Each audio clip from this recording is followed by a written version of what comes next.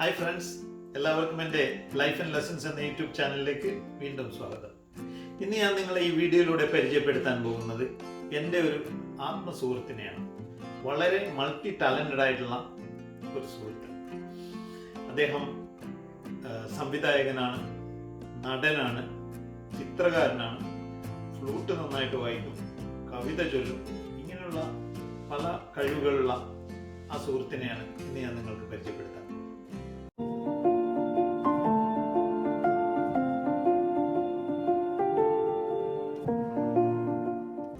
ഇതാണ് ഞാൻ പറഞ്ഞ എൻ്റെ ആത്മസുഹൃത്ത് ബിജു കോർത്തില. ബിജുവിനോട് തന്നെ നമുക്ക് വിശേഷങ്ങളൊക്കെ ചോദിച്ചറിയാം. ബിജുവിനെ പറ്റിയിട്ടുള്ള കാര്യങ്ങളൊക്കെ ഇൻട്രൊഡക്ഷൻ ഞാൻ പറഞ്ഞതാണ്. നമ്മൾ ആദ്യം പരിചയപ്പെട്ടത് എനിക്ക് എൻ്റെ ഓർമ്മയിൽ പിന്നെ നിങ്ങളുടെ ഒരു ഷോർട്ട് ഫിലിം, ചെറിയൊരു ഷോർട്ട് ഫിലിം ഞാൻ കാണാനിടയായി. എന്നിട്ട് എനിക്ക് വളരെ ഇഷ്ടപ്പെട്ടു അതിൻ്റെ ആ ഡയറക്ഷൻ. അത്രയും ആ ചെറിയൊരു സമയത്ത് നല്ലൊരു മെസ്സേജ് കൊടുക്കുന്ന ഒരു നല്ലൊരു ഷോർട്ട് ഫിലിം. അതിൻ്റെ ഷോർട്ട് ഫിലിം പേര് വൈൻ ബോട്ടിൽ. യെസ്. എന്നിട്ട് ഞാനത് കണ്ടുവിടുന്നു. അപ്പോൾ എനിക്ക് കണ്ടു ഭയങ്കര ഇഷ്ടമായി. അങ്ങനെയാണ് ഞാൻ ബിജുവിനെ വിളിക്കുന്നതും എന്നിട്ട് നമ്മൾ തമ്മിൽ കണ്ടതൊക്കെ അല്ലേ. അതിനു മുമ്പ് ഇടയ്ക്ക് വേറെ കാര്യമുണ്ട്. ഞാൻ ഫേസ്ബുക്കിൽ ഇങ്ങനെ ഒരു പോസ്റ്റ് ഉണ്ടായിരുന്നു, ഒരു പോസ്റ്റർ ഉണ്ടായിരുന്നു. ഞാൻ പുതിയ ചെയ്യുന്ന ഒരു ഷോയിൽ ഒരു പ്രൊഡ്യൂസർ ആവശ്യമുണ്ട്. അതിലാണ് സുരേഷ് ചേട്ടൻ കമന്റ് ഇട്ടത്, കോൾ മീ എന്ന് പറഞ്ഞിട്ട്. അപ്പൊ അങ്ങനെ ഒരു ട്വിസ്റ്റും കൂടി അതിനുശേഷം പിന്നെ നമ്മള് വളരെ അടുത്ത് കാണാനിടയായി. 2-3 ഷോർട്ട് ഫിലിമിന്റെ ഫെസ്റ്റിവൽ അല്ലെങ്കിൽ ഇങ്ങനെ ഫ്രണ്ട് സർക്കിളിലൊക്കെ പോയിട്ട് നമ്മൾ കാണാനിടയായി, സംസാരിച്ചു. പിന്നെ അവിടുന്ന് വന്ന സൗഹൃദമാണ് ഇത്രയും വർഷമായിട്ട് നമ്മൾ കൊണ്ടു കിടക്കുന്നത്. അതിനിടക്ക് വന്ന കാര്യങ്ങളൊക്കെ നമുക്ക് പറഞ്ഞുകൊണ്ടിരിക്കാം. അപ്പൊ ഇതില് സുരേഷ് ചേട്ടനെ ഞാൻ പറഞ്ഞത്, സുരേഷ് ചേട്ടനെ നമ്മൾ പരിചയപ്പെടുന്നത് ഈ ഒരു ഷോർട്ട് ഫിലിമിന്റെ ഈ ഫേസ്ബുക്ക് പോസ്റ്റ് വഴിയാണ് എൻ്റെ ആദ്യത്തെ എൻ്റെ ഓർമ്മ. അപ്പൊ അതിനുശേഷമാണ് ഞാൻ നിങ്ങൾക്ക് കാര്യങ്ങളും ഡീറ്റെയിൽസ് ഒക്കെ അയച്ചു തരുന്നത്. നമ്മളിങ്ങനെ ഒരു പ്ലാൻ ഉണ്ട്. അപ്പൊ ആദ്യത്തെ ഒരു ഷോർട്ട് ഫിലിം എന്ന് പറയുന്നത് വൈൻ ബോട്ടില്. അത് എന്നെ സംബന്ധിച്ചിടത്തോളം ഞാൻ ശരിക്കും പറഞ്ഞാൽ സൗദിയിൽ ഉണ്ടായിരുന്ന സമയത്ത് UAE-യിലേക്ക് എത്തണം എന്ന് ആഗ്രഹിച്ചിരുന്ന ഒരാളാണ്. നാട്ടിൽ 300 ദിവസം വീട്ടിൽ കയറാതെ നാടകം കളിച്ചുകൊണ്ടിരുന്ന ഒരാള് പെട്ടെന്ന് ഒരു ദിവസം പിടിച്ച് സൗദിയിലേക്ക് ഒരു കൂട്ടിലടക്കുക എന്ന് പറയുന്ന ഒരു ഓപ്പൺ ജയിലിൽ അടച്ച ഒരു ഫീലായിരുന്നു സംഭവം. ഒരു 3-3.5 വർഷത്തോളം ഞാൻ എങ്ങനെയൊക്കെയോ മാമനാണ് കൊണ്ടുപോയത്. അപ്പോൾ മാമന്റെ പേര് ചീത്തയാക്കത്തില്ല. 3.5 വർഷത്തോളം നമ്മളവിടെ സൗദിയിൽ പിടിച്ചു വന്നു. പക്ഷെ ഭയങ്കരമായിട്ട് ഒരു ഡിപ്രഷൻ മൂഡിലേക്ക് വരെ പോകുന്ന ഒരു മെന്റലി ഒന്നും ചെയ്യാനില്ല. കാരണം ഒരു ആക്ടിവിറ്റിയും ചെയ്യാനില്ല. ഒരു യാന്ത്രികമായിട്ടുള്ള ജീവിതം, റൂം കമ്പനി എന്ന് പറഞ്ഞൊരു ജീവിതമായപ്പോ അപ്പോഴെല്ലാം നമ്മൾ ഈ അന്നേരം ഓർക്കൂട്ടായിരുന്നു. ഫേസ്ബുക്കിൽ അത്ര ആക്റ്റീവ് ആയിട്ട് ഓർക്കൂട്ടിൽ ഇങ്ങനെ നമ്മൾ ഡെയിലി അബുദാബിയിലെ നാടകോത്സവത്തിന്റെയും നാടക മത്സരങ്ങളുടെയും എല്ലാം ഫോട്ടോസുകൾ ഇങ്ങനെ അപ്ഡേഷനുകൾ കാണുന്നു. നമ്മളെ കൊണ്ട് ഇത് ചെയ്യാനും പറ്റുന്നില്ല, ഒന്നും ചെയ്യാൻ പറ്റാത്ത അവസ്ഥ. അപ്പൊ എങ്ങനെയെങ്കിലും നമ്മൾ ഇവിടെ എത്തിപ്പെടുക എന്നുള്ളതായിരുന്നു എന്റെ ഒരു അടുത്തൊരു പിന്നെ ഒരുപാട് സുഹൃത്തുക്കൾ ഉണ്ടായിരുന്നു ആ സമയത്ത്. ഞാൻ നെറ്റിൽ ബ്ലോഗ് ചെയ്യുമായിരുന്നു. ബ്ലോഗിങ് സംഭവം ചെയ്തതുകൊണ്ട് തന്നെ ഒരുപാട് ആളുകൾ സൗഹൃദത്തിലുണ്ടായിരുന്നു. UAE തന്നെ ഞാൻ UAE എത്തുന്നതിന് മുമ്പ് തന്നെ 100-ലധികം സുഹൃത്തുക്കൾ നമുക്ക് UAE ഉണ്ടായിരുന്നു, ബ്ലോഗർമാരായിട്ട്. അപ്പോൾ അന്നേ എഴുതുകയൊക്കെ ചെയ്യായിരുന്നു. അത്യാവശ്യം ഇതൊക്കെ എഴുതുന്നുണ്ട് തന്നെ ഒരുപാട് ആളുകൾ പരിചയപ്പെട്ടു. അവിടെ നിന്നാണ് നമ്മൾ ഇവരുടെയൊക്കെ പോസ്റ്ററും അപ്ഡേഷനും ഒക്കെ കാണുന്നത്. അപ്പൊ എങ്ങനെയെങ്കിലും ഇങ്ങോട്ട് എത്താന്നുള്ളതായിരുന്നു. ഞങ്ങളുടെ ഒരു ഓപ്പർച്യൂണിറ്റി ഇട്ടപ്പോൾ ഇവിടെയൊക്കെ വന്നു. ആദ്യം നാടകം ചെയ്യാനായിരുന്നു പ്ലാൻ. അപ്പൊ അതിൻ്റെ ഒരു പരിസരം ആഫ്രിക്കയിൽ തീരെ തരുന്നില്ല. എനിക്ക് സൗദി പോലെ തന്നെ റാസൽ ഫസ്റ്റ് വന്നിറങ്ങിയപ്പോൾ ഫീൽ ചെയ്ത്. കാരണം നാടകവുമായി ബന്ധപ്പെട്ട ഒരു തിയേറ്റർ ഗ്രൂപ്പോ കാര്യങ്ങളോ ഒന്നും ഉണ്ടായിരുന്നില്ല.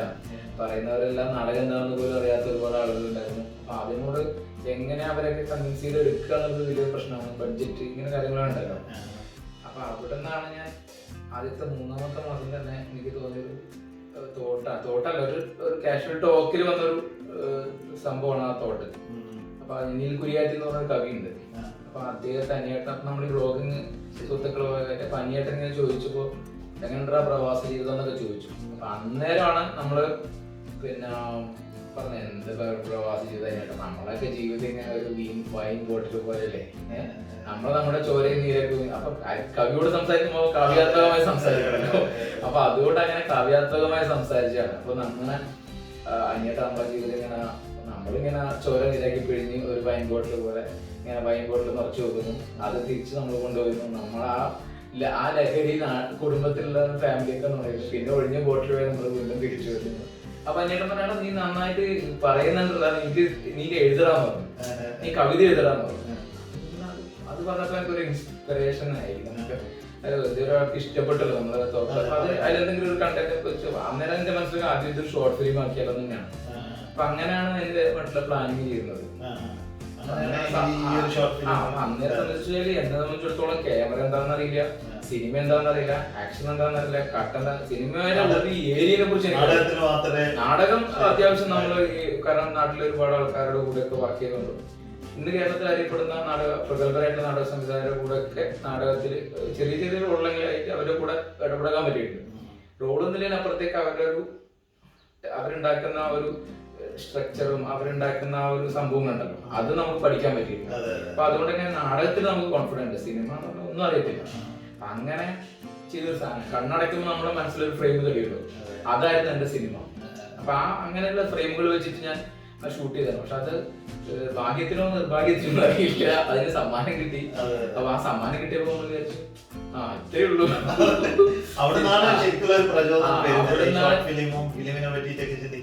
അതെ, അവിടെ നിന്നാണ് ശരിക്കും ഈ ഒരു ഫിലിമില് എന്നുള്ള രീതിയിലേക്ക് നമുക്ക് ഒരു പ്രചോദനം ചെയ്യുന്നത്. അപ്പോൾ നാടകം തന്നെയായിരുന്നു അൾട്ടിമേറ്റ്, ഇപ്പോഴും അതെ, സിനിമ അല്ല. അപ്പൊ അന്ന് അത് ചെയ്ത സമയത്താണ് ഇങ്ങനൊരു തോട്ട് രണ്ടാമത് വീണ്ടും ആലോചിക്കണം, ഇത് സമ്മാനത്തിൽ കിട്ടിയപ്പോൾ പുതിയ വീണ്ടും ആലോചിക്കണം എന്ന് പറഞ്ഞു. അങ്ങനെ ഡോണ മയൂര എന്ന് പറഞ്ഞ പ്രഗത്ഭരായിട്ട് ഇന്നത്തെ അറിയപ്പെടുന്ന യുവ കവിയത്രികളിൽ ഏറ്റവും പ്രഗത്ഭയായിട്ടുള്ള ഡോണയായിട്ട് നമ്മുടെ ബ്ലോഗ് കാലത്തുള്ള സൗഹൃദമാണ്. അപ്പൊ ഡോണയോട് ഇങ്ങനെ ഒരു കഥ ഞാൻ പറഞ്ഞത് ഒന്ന് സ്ക്രിപ്റ്റ് ആക്കി തരും, എനിക്ക് എഴുതാൻ ഭയങ്കര മടിയാണ്. അപ്പൊ ഇങ്ങനെ തോട്ട് എൻ്റെ കയ്യിലുണ്ട്. അപ്പൊ അത് നമ്മള് ചെയ്തത് പ്രവാസികളുടെ ആത്മഹത്യയുമായി ബന്ധപ്പെട്ട സാധനം. കാരണം ഞാൻ ഇവിടെ രാഷ്ട്രീയ വന്നതിന്റെ രണ്ടാമത്തെ ആഴ്ചയാണ് ഒരു ഫാമിലി ഇവിടെ സൂസൈഡ് ചെയ്തത്. അപ്പൊ അത് നമ്മളെ വല്ലാണ്ട് ഓൺ ചെയ്തൊരു സംഭവമായിരുന്നു. അപ്പൊ അത് വെച്ചിട്ടൊരു ആ സംഭവം ഉണ്ടാക്കണം എന്നായിരുന്നു എന്റെ ആഗ്രഹം ഉണ്ടായിരുന്നത്. അങ്ങനെ പിന്നെ നമ്മുടെ ഉള്ളിലുള്ള കണ്ടു മറന്ന കുറെ കൊറിയൻ സിനിമകളും ഇതെല്ലാം ഉണ്ടായിരുന്നതുകൊണ്ട് തന്നെ സിംബോളിക്കലി ആയിട്ടാണ് അതിനെ കൊണ്ടുപോകാൻ വേണ്ടിട്ട് ഞാൻ ആഗ്രഹിച്ചത്. പക്ഷെ അതെല്ലാം പരാജയപ്പെട്ടോ എന്ന് എനിക്ക് ഇപ്പൊ ബിജു പറഞ്ഞോണ്ട് വന്നത് വെച്ചാൽ രണ്ടാമത്തെ ആദ്യത്തെ ചെറിയൊരു ഷോർട്ട് ഫിലിം എടുത്ത് രണ്ടാമത്തെ ആ ഷോർട്ട് ഫിലിമിലേക്ക് പോയി. അത് നമ്മൾ രണ്ടുപേരും ചെടി കൈകൾ, ഞാൻ നിർമ്മാതാവായി, ഇവര് ഡയറക്ടറായി. അങ്ങനെ നമ്മള് ഇവിടെയുള്ള കുറെ ആൾക്കാരെ കൂട്ടിയിട്ട് അല്ല അതിന്റെ ബുദ്ധിമുട്ടുകൾ നമ്മൾ കുറെ സഹിച്ചതാണ്. വെച്ചാൽ പല സ്ഥലത്തു നിന്നുള്ള അബുദാബിയിൽ നിന്നുള്ള ആൾക്കാർ, റാസൽ ഖൈമിൽ നിന്നുള്ള ആൾക്കാർ, ഷാർജ, അങ്ങനെയുള്ള പല ആൾക്കാരെ കൂട്ടി യോജിപ്പിച്ചിട്ട് നമ്മളൊരു ഷോർട്ട് ഫിലിം ഉണ്ടാക്കി. അതാണ് ഹോം കോളിംഗ് എന്ന് പറഞ്ഞിട്ട് നമ്മൾ റിലീസ് ചെയ്തത്. 40 മിനിറ്റ്സിന്റെ ഒരു ടെലിഫിലിം ആയിട്ട് നമ്മൾ റിലീസ് ചെയ്തത്. പക്ഷെ അത് നമ്മുടെ ആ കഴിവിന്റെ ഒരു എന്താ പറയുക ചെറിയൊരു അംശം നിങ്ങൾക്ക് അതിൽ പ്രകടിപ്പിക്കാൻ അല്ലെങ്കിൽ നിങ്ങൾക്ക് എക്സ്പോസ് ചെയ്യാൻ വേണ്ടിയിട്ട് പറ്റി. അത് ഒരു വലിയൊരു എക്സ്പീരിയൻസ് ആണ് അല്ലെ നമ്മളെ സംബന്ധിച്ചിടത്തോളം. നമ്മുടെ സുഹൃത്ത് വലയത്തിൽ കൂടി നമുക്ക് ഇങ്ങനെ ഒന്ന് ചെയ്യും. പിന്നെ അത് മാത്രമല്ല ഇവിടെ ഉള്ള ഏറ്റവും വലിയ പ്രശ്നം എന്ന് വെച്ചാൽ നമ്മുടെ ഈ നാട്ടിലുള്ള റെസ്ട്രിക്ഷൻസ് ആണ്. നമുക്കിപ്പോൾ ഒരു ക്യാമറ എടുത്തിട്ട് ഓപ്പൺ ആയിട്ട് നമുക്ക് ഒന്ന് പുറത്തു പോയിട്ട് ഒന്ന് ഷൂട്ട് ചെയ്യണം എന്നെല്ലാം പറഞ്ഞു കഴിഞ്ഞാൽ നമ്മളെ പോലെ ഈ ചെറിയ സിനിമകൾ എടുക്കുന്നുണ്ടെങ്കിൽ ഇതുപോലെ കാര്യങ്ങൾ ചെയ്യുന്നവർക്ക് കുറച്ച് ബുദ്ധിമുട്ടാണ്. മറ്റേ ഒരു ചുറ്റുപാടിൽ നിന്നാണ് നമ്മൾ ഇങ്ങനെ ഒന്ന് ക്രിയേറ്റ് ചെയ്തെടുത്തത്. പക്ഷെ അതിൽ നമ്മുടെ എക്സ്പീരിയൻസിന്റെ കുറവുണ്ടായിരിക്കാം. ആ ഒരു ലെവലിലേക്ക് നമ്മൾ എക്സ്പെക്ട് ചെയ്ത ലെവലിലേക്ക് എത്തിയില്ല. എന്നാലും ഒരു എഫേർട്ട് ഇട്ടിട്ട് ഒരു ടെലിഫിലിം 40 മിനിറ്റ്സിന്റെ ഒരു ടെലിഫിലിം നമുക്ക് ആക്ച്വലി ശരിക്കും പറഞ്ഞാൽ അതൊരു 1.5 വർഷത്തോളം എടുത്തു. എക്സാക്ട് പീരീഡ് നോക്കി കഴിഞ്ഞാൽ 1.5 വർഷത്തോളം എടുത്തു. അതെ, വെള്ളിയാഴ്ചകൾ മാത്രമേ ഷൂട്ട് ചെയ്യാൻ. അതേ ആ പീരീഡിൽ തന്നെ നമ്മൾ അഭിനയിക്കുന്നവർ നാട്ടിലെ വെക്കേഷന് പോയി തിരിച്ച് അവർ വരുന്നവരെ വെയിറ്റ് ചെയ്യേണ്ടി വന്നു. അത് ഒരാൾ വരുമ്പോഴത്തേക്കും മറ്റാൾ പോകും. അതെ, ഈ പ്രവാസ ജീവിതത്തിനടക്കുള്ള ബുദ്ധിമുട്ടുകളാണ്. നമുക്ക് എല്ലാവർക്കും ഫ്രൈഡേ ലീവ് കിട്ടണമെന്നില്ല. ചില ആൾക്ക് ഫ്രൈഡേ ലീവ് കിട്ടും, ചില ആൾക്ക് ജോലി ഉണ്ടാവും. അപ്പൊ ഈ ടീം നമുക്ക് കമ്പൈൻ ആയിട്ട് ചെയ്യാൻ പറ്റുന്നില്ല. അങ്ങനെ വന്ന ഒരു ബുദ്ധിമുട്ടാണ്. പക്ഷെ അതൊരു നല്ലൊരു എക്സ്പീരിയൻസ് ആയിട്ടാണ് നമുക്ക് തോന്നിയത് അല്ലെ? തീർച്ചയായിട്ടും. എന്നെ സംബന്ധിച്ചിടത്തോളം എങ്ങനെ ഒരു സിനിമയെ സമീപിക്കാം അല്ലെങ്കിൽ എങ്ങനെയുള്ള കാര്യങ്ങൾ സിനിമയെ കുറിച്ച് കൂടുതൽ ഞാൻ പഠിക്കണം അല്ലെങ്കിൽ എന്ന് തോന്നിയ ഒരു സംഭവമാണ് ഈ സിനിമ. കാരണം ഇത് ഇത് ചെയ്തുകൊണ്ടിരിക്കുമ്പോൾ തന്നെ ഞാൻ അതിന്റെ ഇടയിൽ വേറെ ഷോർട്ട് ഫിലിം ചെയ്തിട്ടായിരുന്നു. അത് ഇതിൽ നിന്ന് കിട്ടിയ ഒരു കോൺഫിഡൻസ് ആണ് സത്യം. നാട്ടിൽ വെച്ചിട്ട് അതിനൊരു സ്റ്റേറ്റ് അവാർഡൊക്കെ സ്പെഷ്യൽ ജൂറി അവാർഡൊക്കെ കിട്ടിയിട്ടുണ്ടായിരുന്നു. സംസ്ഥാനതല ഷോർട്ട് ഫിലിം ഫെസ്റ്റ് മത്സരത്തിൽ സ്പെഷ്യൽ ജൂറി മെൻഷൻ ഉണ്ടായിരുന്നു. അത് 92 ഉണ്ടായിരുന്നു കോമ്പറ്റീഷനിൽ. അതിൽ ഫൈനൽ 10ലേക്ക് വന്നിട്ടുണ്ടായിരുന്നു. അതൊരു വലിയ അച്ചീവ്മെന്റ് ആയിരുന്നു. പിന്നെ അതിന്റെ പേര് വൈ എന്നാണ്. വൈൻ ബോട്ടിലും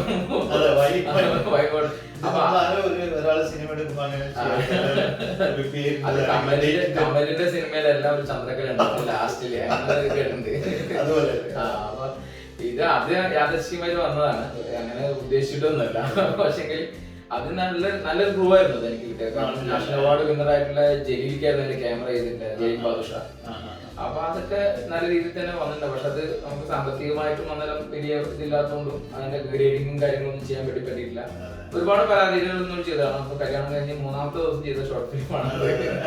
അപ്പൊ അതിന്റേതായിട്ടുള്ള പ്രഷറുകളും മാനസികമായിട്ടുള്ള ടെൻഷനും കുടുംബത്തിലുള്ള പ്രഷറുകളും ഒക്കെ വെച്ചിട്ടാണ് അത് ചെയ്തിട്ട്. അപ്പൊ അത് നമുക്ക് എക്സ്ക്യൂസ് ആരുടെ മുമ്പിൽ പറയാൻ പറ്റില്ല. നമ്മളൊരു പ്രൊഡക്ഷൻ കൊടുക്കുമ്പോൾ ഓഡിയൻസിന് മുമ്പിൽ നമുക്ക് ഒരു എക്സ്ക്യൂസ് പറയാൻ പറ്റില്ല. അതൊക്കെ നമ്മുടെ പ്രശ്നങ്ങളാണ്. അപ്പൊ അത് നമ്മൾ തന്നെ തിരുത്തുക എന്നത് മാത്രമേ വേറെ വഴിയുള്ളൂ, വേറെ ഓപ്ഷൻ ഇല്ല. നമ്മൾ ചെയ്യുന്ന നമ്മൾ സെറ്റപ്പായിട്ട് ചെയ്യുക.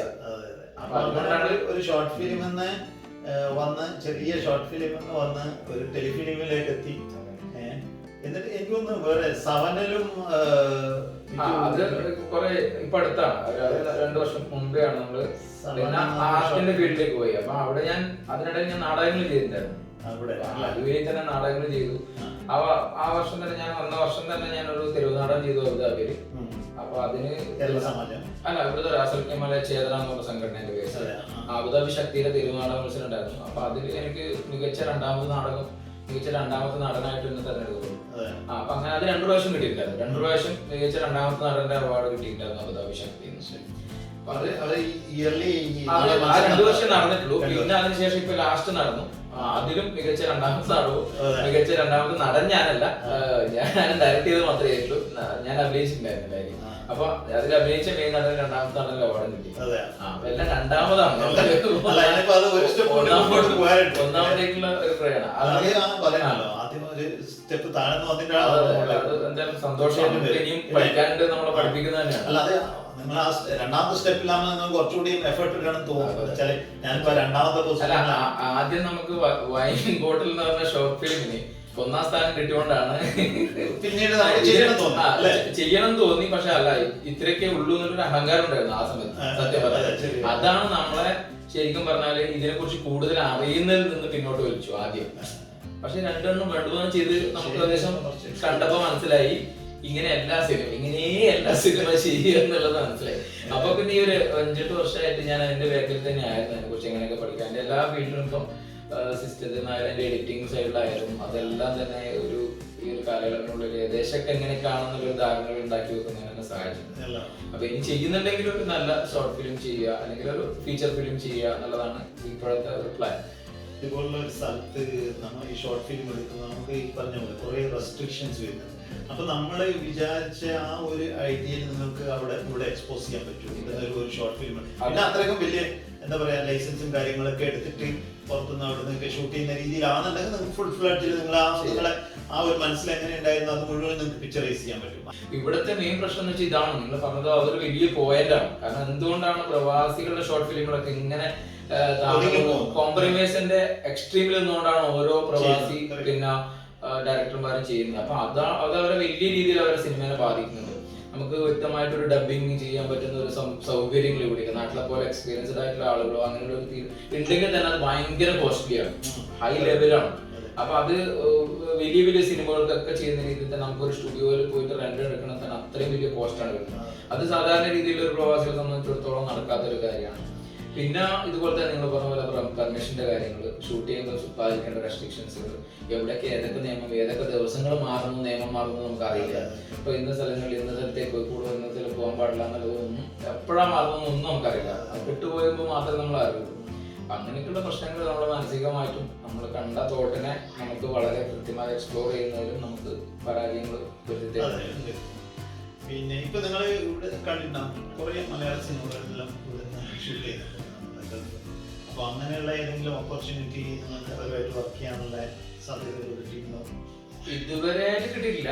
ഞാനിപ്പോ ഈ പറഞ്ഞ പിന്നെ ലാൽ ജോസിന്റെ ഇപ്പം പറഞ്ഞില്ലേ മ്യാവോ എന്ന് പറഞ്ഞൊരു സിനിമ വന്നപ്പോ അതിന്റെ ഒരു അസിസ്റ്റന്റ് ഡയറക്ടർ ആവുന്നു എന്നൊരാള് എന്നോട് സംസാരിക്കാം എന്നൊക്കെ പറഞ്ഞിട്ടുണ്ടായിരുന്നു. അത് പിന്നീട് ആ രീതിയിൽ ഇങ്ങനെ ഫ്ലോപ്പ് ആയി പോയി. അപ്പൊ അതായിരുന്നു ഒരു വന്നൊരു ഓപ്പർച്യൂണിറ്റി. പിന്നെ ബാക്കിയുള്ള നമ്മള് ഞാൻ പറഞ്ഞില്ല, പ്രത്യേകിച്ച് റാസൽ കൈമനെ സംബന്ധിച്ചിടത്തോളം മെയിൻ ആയിട്ടുള്ള കാര്യങ്ങളെല്ലാം ഡിസൈഡിങ്ങും എല്ലാം നടക്കുന്നത് ദുബായ് ബേസ്ഡാണ്. ഷൂട്ടിന് മാത്രമാണ് അവിടെ ഇവിടേക്ക് വരുന്നത്. ഓൾറെഡി പ്ലാൻ ആയതിനു ശേഷം മാത്രമാണ് വരുന്നത് ഇങ്ങോട്ടേക്ക്. അപ്പൊ അതിൽ നമുക്കൊന്നും ചെയ്യാനില്ല, നമുക്ക് പോയി കാണാന്നുള്ളത് മാത്രമേ ഉള്ളൂ.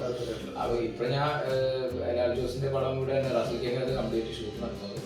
പിന്നെ അത് കാണാനും പോകാനൊന്നും പറ്റുന്ന സാഹചര്യങ്ങളും നമുക്ക് ഉണ്ടായിരുന്നില്ല എന്നതാണ് വേറെ വസ്തുത. അതിന്റെ ഒരു ലൊക്കേഷനൊക്കെ വെച്ചിട്ട് ഞാനൊരു വ്ളോഗൊക്കെ ചെയ്തിട്ടുണ്ടായിരുന്നു. ഇപ്പൊ ഇനി ബിഗ് സ്ക്രീനിന്റെ എന്തെങ്കിലും പ്ലാനിങ് ഉണ്ടോ, അല്ലെങ്കിൽ നിന്നെ ആരെങ്കിലും അപ്രോച്ച് ചെയ്തിട്ടുണ്ടോ? സ്ക്രീനിന്റെ പ്ലാൻ ഇല്ല. എനിക്കിപ്പോ ഒരു ഷോർട്ട് ഫിലിമിന്റെ ഒരു പ്ലാൻ ഉണ്ട്. 30 മിനിറ്റ്സിന്റെ ഒരു ഷോർട്ട് ഫിലിമിന്റെ ഒരു പ്ലാൻ ഉണ്ട്. അതിപ്പോ റാസൽ കൈമയിലാണ് AKMG ഡോക്ടേഴ്സിന്റെ ഒരു സംഘടന ഉണ്ട്. അപ്പൊ അവര് എല്ലാ വർഷവും ഈ 2 വർഷം കൂടുമ്പോ അവരൊരു UAE-ന്റെ ഒരു എല്ലാ ചാപ്റ്ററുകളും ചേർന്നിട്ട് ഒരു കോമ്പറ്റീഷൻസ് വെക്കാറുണ്ട്. അപ്പൊ അത് മുമ്പേ നാടകമായിരുന്നു, ഒരു 30 മിനിറ്റ്സിന്റെ. അപ്പൊ അതിൽ ഒരു പ്രാവശ്യം ഞാൻ അവർക്ക് ഡ്രാമ ചെയ്തിട്ടുണ്ടായിരുന്നു. അത് ചെയ്തിട്ട് അവർക്ക് ബെസ്റ്റ് ഇന്നോവേറ്റീവ് ആയിട്ടുള്ള പ്ലേ ആയിട്ട് തിരഞ്ഞെടുത്തിട്ടായിരുന്നു. അങ്ങനെ ഫസ്റ്റ് സെക്കൻഡ് പ്രൈസ് ഇല്ല, ഒരു കാറ്റഗറൈസ് ചെയ്തിട്ടാണ്. ബെസ്റ്റ് ഇന്നോവേറ്റീവ് പ്ലേ, അതുപോലെ തന്നെ ബെസ്റ്റ് സ്ക്രിപ്റ്റ്, ഇങ്ങനെയാണ്. ഫസ്റ്റ് സെക്കൻഡ് എന്ന് പറഞ്ഞില്ല. അപ്പൊ അതിൽ ബെസ്റ്റ് ഇന്നോവേറ്റീവ് പ്ലേ ആയിരുന്നു. ഫസ്റ്റ് ഡയറക്ഷൻ സൈഡിൽ നല്ല രീതിയിൽ ഫസ്റ്റ് എന്ന് പറയാൻ വേണമെങ്കിൽ അത് അവർക്ക് മേടിച്ചു കൊടുക്കാൻ സാധിച്ചിട്ടുണ്ട്. കാരണം അവരെ സംബന്ധിച്ചിടത്തോളം റാസൽ കൈമ ഇന്നേവരെ അവർ വിൻ ചെയ്തിട്ടേ ഉണ്ടായില്ല അത്രയും വർഷങ്ങളായിട്ട്. അപ്പൊ അന്ന് ആ വർഷം അവർക്ക് നല്ല രീതിയിൽ അവർക്ക് ചെയ്തു കൊടുക്കാൻ പറ്റി. അപ്പൊ അതിന്റെ ഭാഗമായിട്ട് അവർക്ക് ഇപ്രാവശ്യം ഒരു ഷോർട്ട് ഫിലിം, കഴിഞ്ഞ പ്രാവശ്യം ഒരു ഷോർട്ട് ഫിലിം ചെയ്തിട്ടുണ്ടായിരുന്നു പലരും വെച്ചിട്ട്. അപ്പൊ അത് ഇപ്രാവശ്യം നമ്മുടെ ഒരു ഉത്തരവാദിത്തമായിട്ട് വന്നിട്ടുണ്ട്. അപ്പൊ അത് ചെയ്യണമെന്നൊരു ആഗ്രഹം. നമുക്ക് പുതിയ മൂവി സ്ക്രീനിലേക്ക് അത് സിനിമേന്റെ അത് നമ്മളിനി കുറച്ചുകൂടി മുമ്പോട്ട് പോകേണ്ടതുണ്ട്. സാധാരണ എന്ന് വെച്ച് കഴിഞ്ഞാല് ഇതുപോലെ ഇപ്പൊ നിങ്ങൾ പറഞ്ഞില്ല ലാൽ ജോസിന്റെ കൂടെ ഒരു വർക്ക് ചെയ്യാനുള്ള ഒരു ചാൻസ് ടേണിംഗ് പോയിന്റ് ആവും. ശരിക്കും അതൊരു ടേണിംഗ് പോയിന്റ് ആയിരുന്നു. അതുപോലെയുള്ള ഓപ്പർച്യൂണിറ്റീസ് ഇനി വരുന്നു വിചാരിക്കാം. അല്ല, ഇപ്പോഴും ഞാൻ പറഞ്ഞില്ല, ഇപ്പോഴും നമ്മള് ആ ഫീൽഡിലേക്ക് ഇറങ്ങുമ്പോൾ മാത്രമേ അതിന്റെ ബുദ്ധിമുട്ടുള്ള പ്രശ്നങ്ങൾ നമുക്ക് മനസ്സിലാവുള്ളൂ. നമ്മള് ബാക്ക് സ്ക്രീനിൽ നിന്ന് കാണുമ്പോൾ നമുക്കത് ഇത്രയൊക്കെ ഉള്ളൂ എന്നൊക്കെ തോന്നുമെങ്കിലും അതിനകത്ത് കുറെ കാര്യങ്ങൾ പഠിക്കാനുണ്ട്. ഒരു ഷൂട്ടിംഗ് സൈറ്റിൽ നിന്നിട്ട് നമ്മൾ ഒരുപാട് കാര്യങ്ങൾ പഠിക്കാനുണ്ട്. ഒരാളെ മാനേജ് ചെയ്യാൻ പഠിക്കാനുണ്ട്. ആസ് എ ഡയറക്ടർ എന്നുള്ള നിലയിൽ എങ്ങനെയൊക്കെ പ്ലാൻ ചെയ്യണം, ഷെഡ്യൂൾ ചെയ്യണം കാര്യങ്ങൾ ഓരോ. കാരണം അത് വലിയ ബഡ്ജറ്റ് വരുന്ന സാധനമല്ലേ. ഒരു ദിവസം ലോസ് ആക്കി കഴിഞ്ഞാൽ പ്രൊഡ്യൂസർ ലോസ് ആവുന്ന സംഭവം ഉണ്ടാവും. അപ്പൊ അതൊരു എക്സ്ട്രാ ഒരു ദിവസത്തേക്ക് ഷൂട്ട് വന്നാൽ തന്നെ വലിയ തുക അതിന്റെ മുകളിൽ വരും. അപ്പൊ അതൊക്കെ പ്ലാൻഡ് ആയിട്ട് നമുക്ക് ചെയ്യാൻ പറ്റുന്ന രീതിയിലേക്ക് മാറണം. അപ്പൊ അതിന് ഇത്ര ബില്ലിംഗ് ആണോ എന്ന് എനിക്ക് സെൽഫ് കോൺഫിഡൻസ് ആയിട്ടില്ല. അത് ഏതെങ്കിലും ഒരു പടത്തിന്റെ ബാക്കിൽ വർക്ക് ചെയ്യണമെന്ന് ആദ്യം ആഗ്രഹമുണ്ട്. അതല്ലെങ്കിൽ അതുപോലത്തെ ഒരു ഫീച്ചർ ഫിലിം, എന്തെങ്കിലും ഒരു ചെറിയ ഫിലിം, ഒരു 1 hour ഫിലിമോ അങ്ങനെ എന്തെങ്കിലും ചെയ്തിട്ട് പിന്നെ നമുക്ക് വലിയ ചെയ്യണമെന്നാണ് ആഗ്രഹം.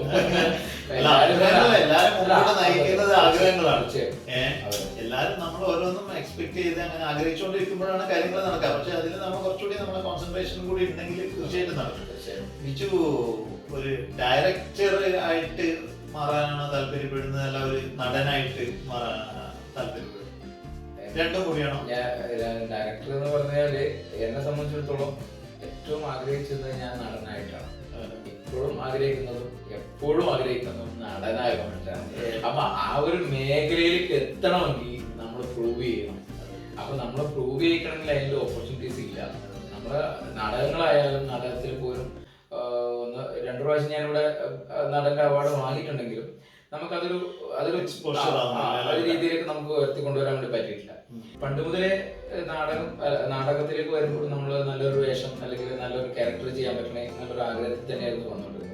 പിന്നീട് അതൊന്നും ആകാത്തപ്പോൾ ഇതിന്റെ കൂടെ നടക്കാൻ വേണ്ടിയിട്ടാണ് ഈ പറയുന്ന ഭാഗങ്ങളെല്ലാം. ഇപ്പം നാടകത്തിന്റെ സെറ്റ് വർക്കായാലും ആർട്ട് വർക്കായാലും ആർട്ടിലോട്ട് ഞാൻ വരുന്നത് തന്നെ ശരിക്കും ഇതിന്റെ കൂടെ നടക്കാമല്ലോ എന്നുള്ളതുകൊണ്ടാണ്. അങ്ങനെയാണ് ഈ ഭാഗത്തേക്ക് വരുന്നത്. പിന്നീടാണ് ഡയറക്ഷൻ എന്നുള്ള രീതിയിലേക്ക് വന്നത്. അപ്പൊ നാട്ടില് നാടകങ്ങൾ കുട്ടികൾക്ക് ഡയറക്ട് ചെയ്ത് കൊടുക്കുമായിരുന്നു, വേറെ ഓപ്ഷൻ ഇല്ലാത്തതുകൊണ്ട്. കാരണം നമ്മുടെ നാട്ടിലെ സ്കൂളിൽ തന്നെ കുട്ടികൾക്ക് നാടകങ്ങൾ പഠിപ്പിച്ചു കൊടുത്തുകൊണ്ടാണ് ഞാൻ എൻ്റെ ഈ ഒരു ഫീൽഡ് സ്റ്റാർട്ട് ചെയ്തത്. അങ്ങനെ നാട്ടിലെ കേരളോത്സവത്തിന്റെ ക്ലബിന് വേണ്ടിയിട്ട് ഡയറക്ട് ചെയ്തു. അതിന് പയ്യന്നൂർ ബ്ലോക്ക് കേരളോത്സവത്തിൽ മികച്ച നാടകം, മികച്ച നടനൊക്കെ സമ്മാനം കിട്ടി. അപ്പോഴാണ് നമുക്ക് കോൺഫിഡൻറ്റ് ഡയറക്ഷൻ സൈഡിലേക്ക് നമുക്ക് ക്രിയേറ്റീവ് ആയിട്ട് നമുക്ക് ചെയ്യാനുള്ള ഒരു കേപ്പബിലിറ്റി ഉണ്ടെന്ന് തോന്നി തുടങ്ങിയ ഒരു സമയമൊക്കെ ആയിരുന്നു. അത് പിന്നെ നമ്മുടെ കോൺഫിഡൻസ് വർദ്ധിപ്പിച്ചു. എനിക്ക് തോന്നുന്നു വൈശുവിന്റെ തട്ടകം എന്ന് പറയുന്നത് ശരിക്കും നാട്ടിലായിരുന്നു അല്ലേ? അങ്ങനെ അതെന്തെങ്കിൽ കുറച്ചുകൂടി ഇതിന് വേഗത കൂടിയതിനെ നിങ്ങൾ ആ ഉദ്ദേശിച്ച സ്ഥാനത്തേക്ക് എത്താൻ വേണ്ടിയിട്ട് കുറച്ചുകൂടി അല്ല, ഒരുപക്ഷെ എനിക്ക് തോന്നുന്നു നാട്ടിലായിരുന്നെങ്കിൽ ഒരുപക്ഷെ ഞാൻ ഇപ്പൊ ടോട്ടലി 4 ഷോർട്ട് ഫിലിം ഞാൻ ചെയ്തു. നാട്ടിലായിരുന്നെങ്കിൽ ഞാൻ 4 ഷോർട്ട് ഫിലിം ചെയ്യുമെന്ന് എനിക്ക് തോന്നുന്നില്ല. അതേപോലെ അതിനുള്ളൊരു അവിടെ നാട്ടിലെ മെയിൻ പ്രധാനം എന്ന് വെച്ചാൽ പൈസയാണ്. അത് നമുക്ക് ഫണ്ട് ഉണ്ടാകുക എന്ന് പറയുന്നത് നാട്ടിലെ സംബന്ധിച്ചിടത്തോളം ഭയങ്കര പ്രശ്നമാണ്. പക്ഷെ ഇവിടെ അങ്ങനെയല്ല. ഇവിടെ നമുക്ക് ഒരുപാട് ആളുകൾ, നമുക്ക് ഈ പറയുന്ന മേഖലയെ ഇഷ്ടപ്പെടുന്നവരും എന്തെങ്കിലുമൊക്കെ രീതിയിൽ എക്സ്പ്ലോർ ചെയ്യണമെന്ന് ആഗ്രഹിക്കുന്ന ഒരുപാട് ആളുകളുണ്ട്. അവരെ സമീപിച്ചു കഴിഞ്ഞാൽ, അവർക്ക് ഇൻട്രസ്റ്റഡ് ആയി കഴിഞ്ഞാൽ അവർക്ക് പൈസ ഇറക്കാൻ തയ്യാറായിട്ടുള്ള ആളുകളാണ്. അപ്പൊ അതൊരു വലിയ ഘടകമാണ്. പക്ഷെ ഇവിടെ ഫെസിലിറ്റീസ് ഇല്ല, അതാണ് ഒരു വലിയ പ്രശ്നം. അത് ഫെസിലിറ്റി എന്ന് പറഞ്ഞാല് അങ്ങനെയല്ല, നമുക്ക് ഓപ്പർച്യൂണിറ്റീസ് അത് കുറവാണ്. അപ്പൊ അതാണ് ഒരു വലിയ ഘടകം. വെച്ചാൽ നമുക്ക് ഒന്നിനും കമ്പയർ ചെയ്യാൻ പറ്റുന്നില്ല. അവിടെയും പ്രശ്നങ്ങളുണ്ട്, ഇവിടെയും പ്രശ്നങ്ങളുണ്ട്. ശരിയാണ്. നമുക്ക് പിന്നെ നമ്മളെ നിലനിൽപ്പും കൂടി നോക്കണ്ടേ. പിന്നെ വെച്ചാൽ നമുക്ക് ഇപ്പൊ തിയേറ്റർ ചെയ്യുമ്പോൾ നമുക്കറിയാം, ഇവിടെ ചെയ്യുന്ന കുറച്ച് നാടകങ്ങൾ എത്രയോ കോസ്റ്റ്ലി. നമ്മൾ പറയാം 60,000 70,000 ഇപ്പൊ 80,000-ത്തിലധികം ദിർഹംസ് മുടക്കിയിട്ട് നാടകങ്ങൾ ചെയ്യുന്നുണ്ട്. സെറ്റിലിട്ട്. അപ്പൊ ഈ 80,000 ദിർഹംസ് എന്ന് പറയുമ്പോൾ നാട്ടില് പൈസ ആലോചിച്ച് നമുക്ക് ആലോചിക്കാൻ പറ്റില്ല. നാട്ടില് മാക്സിമം പോയി കഴിഞ്ഞാൽ 1 ലക്ഷം രൂപ തന്നെ ഇപ്പം പ്രധാനപ്പെട്ട നാടക സംഘങ്ങൾ ഇപ്പൊക്കെ 3-4 ലക്ഷം ഒക്കെ മുടക്കിയിട്ട് ചെയ്യുന്നുണ്ട്. പക്ഷെ അവർ ടിക്കറ്റ് വെച്ച് വരുമാനം ഉണ്ടാക്കുന്നുണ്ട്. ഇപ്പൊ ആ ഒരു കൾച്ചർ മാറി വന്നിട്ടുണ്ട്. ടിക്കറ്റ് കൊടുത്ത് നാടകം കാണുന്ന ഒരു മൂഡിലേക്ക് ആൾക്കാർ വന്നു തുടങ്ങി, ഇഷ്ടപ്പെടുന്നു. ഇപ്പം ഈവൻ ഖസാക്കിന്റെ ഇതിഹാസം അതാണ് ആ ഒരു ട്രെൻഡ് മാറ്റിയത്. കാരണം അത് 500 ദിർഹംസ് ടിക്കറ്റ് കൊടുത്തിട്ട് അത്രയധികം തിയേറ്റർ ഫുള്ളായിട്ട് ആൾക്കാർ കാണുമെന്ന് പറയുന്ന, എത്രയോ ദിവസങ്ങൾ കാണുമെന്ന് പറയുന്ന ഒരു കൾച്ചറിലേക്ക് വന്നത് അതാണ്. അതിനുശേഷം പുറത്തി എന്ന് പറഞ്ഞ നാടകം ചെയ്തു. അതും തിയേറ്റർ ടിക്കറ്റ് വെച്ചിട്ട് കളിച്ചിട്ടുണ്ട്. അങ്ങനെ ഇപ്പൊ ഒരുപാട് നാടകങ്ങൾ ഇങ്ങനെ ടിക്കറ്റ് വെച്ചിട്ട് ചെയ്തുകൊണ്ടിരിക്കുന്നുണ്ട്. അങ്ങനെ ഒരു കൾച്ചർ തന്നെ വരുന്നവരുണ്ട് നമ്മൾ. കാരണം മറ്റുള്ള രാജ്യങ്ങളിൽ നമ്മൾ ലണ്ടനിലെല്ലാം കല്യാണത്തിൽ പോലും ഗിഫ്റ്റ് കൊടുക്കുന്നത് ഒരു ഓപ്പറ ടിക്കറ്റ് ആണെന്ന് പറഞ്ഞത്. അത്രയും കോസ്റ്റ്ലി ആണ്. ഇപ്പോഴും നമ്മൾ പറയാം, നമുക്ക് ഒരുപാട് തിയേറ്ററുകളുണ്ട്, മൾട്ടിപ്ലക്സ് തിയേറ്റർ എല്ലാം ഉണ്ട്. പക്ഷെ നാട്ടിൽ ഇപ്പോഴും നാടകത്തിന് വേണ്ടിയിട്ട് ഒരു തിയേറ്റർ ഒരു ഗവൺമെന്റ് തലത്തിലോ ഒരു ജില്ലയിൽ ഒരു കോമൺ തിയേറ്റർ ഉണ്ടായാൽ മതി. ഇപ്പൊ എനിക്ക് തോന്നുന്ന ഒരു ഫോക്ലോർ അക്കാദമിന്റെ കീഴിൽ ഇങ്ങനെ ഓരോന്നായിട്ട് ഡെവലപ്പ് ചെയ്യാൻ അവർ ശ്രമിക്കുന്നുണ്ട്. പക്ഷെ അത് ഈ സിനിമയുടെ ഫീൽഡ് പോലെ തന്നെ ഒരു വേറൊരു ഡയമെൻഷനിൽ വരുന്നതാണ് ഈ നാടകം. ഇപ്പൊ അതുപോലെ തന്നെ ഇപ്പം തൃശ്ശൂർ ഇപ്പം ജോസ് ചെറമ്മൽ നാടകഗ്രാമം എന്ന് പറഞ്ഞൊരു ശിഥിരൻ നടുവിൽ എന്ന് പറഞ്ഞ ഒരു സംവിധായകന്റെ കേരളത്തിൽ ഒരു പ്രദേശം നാടകത്തിൽ മാത്രമായിട്ട് മാറ്റി വെച്ചിട്ട് ആ ഒരു ദ്വീപ് പോലെ ഉണ്ടാക്കിയിട്ടുണ്ട്, നാടകദ്വീപ് എന്ന് പറഞ്ഞിട്ട്. അപ്പൊ അത്തരം സംഭവങ്ങളൊക്കെ നാട്ടിൽ വരണം. നാടകത്തിനായി മാത്രം നമുക്കറിയാം ഇന്ന സ്ഥലത്ത് പോയ നാടകം ഉണ്ടാകും. അപ്പൊ നാടകം കാണാൻ ഒരുപാട് ആളുകൾ ആഗ്രഹിക്കുന്നുണ്ട്. ഒരു ദിവസം കണ്ട നാടകം നമുക്ക് ഒരു പ്രാവശ്യം കളിച്ച നാടകങ്ങൾ നമുക്ക് പിറ്റേ ദിവസം നമുക്ക് കാണാൻ പറ്റുന്നില്ല. ആ ഒരു പർട്ടിക്കുലർ ദിവസം മാത്രം നമുക്ക് കാണാൻ പറ്റുള്ളൂ. അത് കണ്ടിന്യൂസ് ആയിട്ട് ഒരാഴ്ച കളിക്കുമ്പോൾ നമുക്ക് പോയിട്ട് കാണാൻ പറ്റും, ഒരുപാട് ആളുകൾക്ക് കാണാൻ പറ്റും. നാടകം എന്ന് പറഞ്ഞാൽ എത്ര 1 മാസം 2 മാസം റിഹേഴ്സൽ എടുത്ത് ചെയ്ത് നമ്മൾ സ്റ്റേജിൽ ആ ഒരൊറ്റ വേദിയാണ്. 1 മണിക്കൂർ 1.5 മണിക്കൂറുള്ള ആ സംഭവം എത്ര ദിവസത്തെ എഫേർട്ട് അവിടെ തീരുകയാണ്.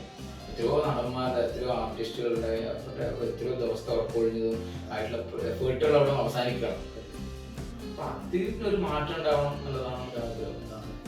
എന്തായാലും തീർച്ചയായിട്ടും ഇതിനൊക്കെ മാറ്റം തരും. ചെറിയൊരു ബ്രേക്ക് കൊടുത്ത് നമുക്ക് അടുത്ത ഇതാണ് നമ്മുടെ ബിജുവിന്റെ ഫാമിലി. ബിജു ഞങ്ങളുടെ ഫാമിലി. ഇത് വൈഫ് രമ്യ, ഇപ്പോ ലാബ് ടെക്നീഷ്യൻ ആയിട്ട് ഇവിടെ ഒരു ഹോസ്പിറ്റലിൽ വർക്ക് ചെയ്യാണ്.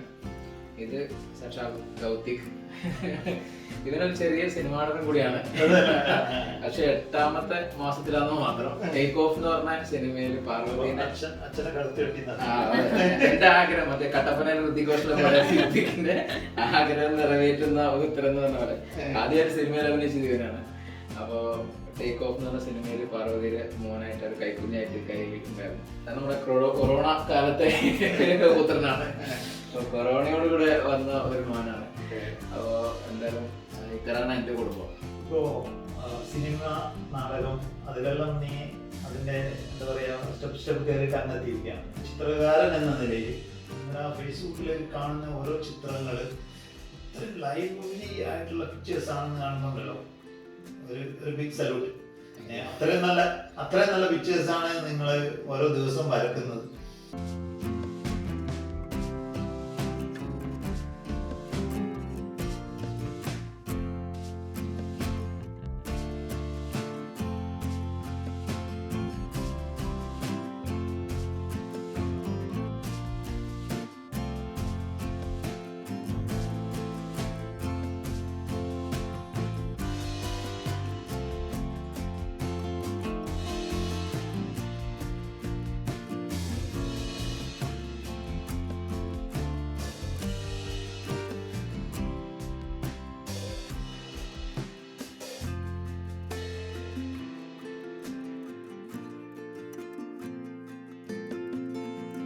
അത് ഒരു സംഭവം പറഞ്ഞത് എല്ലാം ഞാൻ പറഞ്ഞില്ലേ, സൗദിയിൽ ഒരുപക്ഷെ ഞാൻ എത്തിയില്ലെങ്കിൽ ഒരുപക്ഷെ ഞാൻ ഒരു ചിത്രകാരനാവില്ല,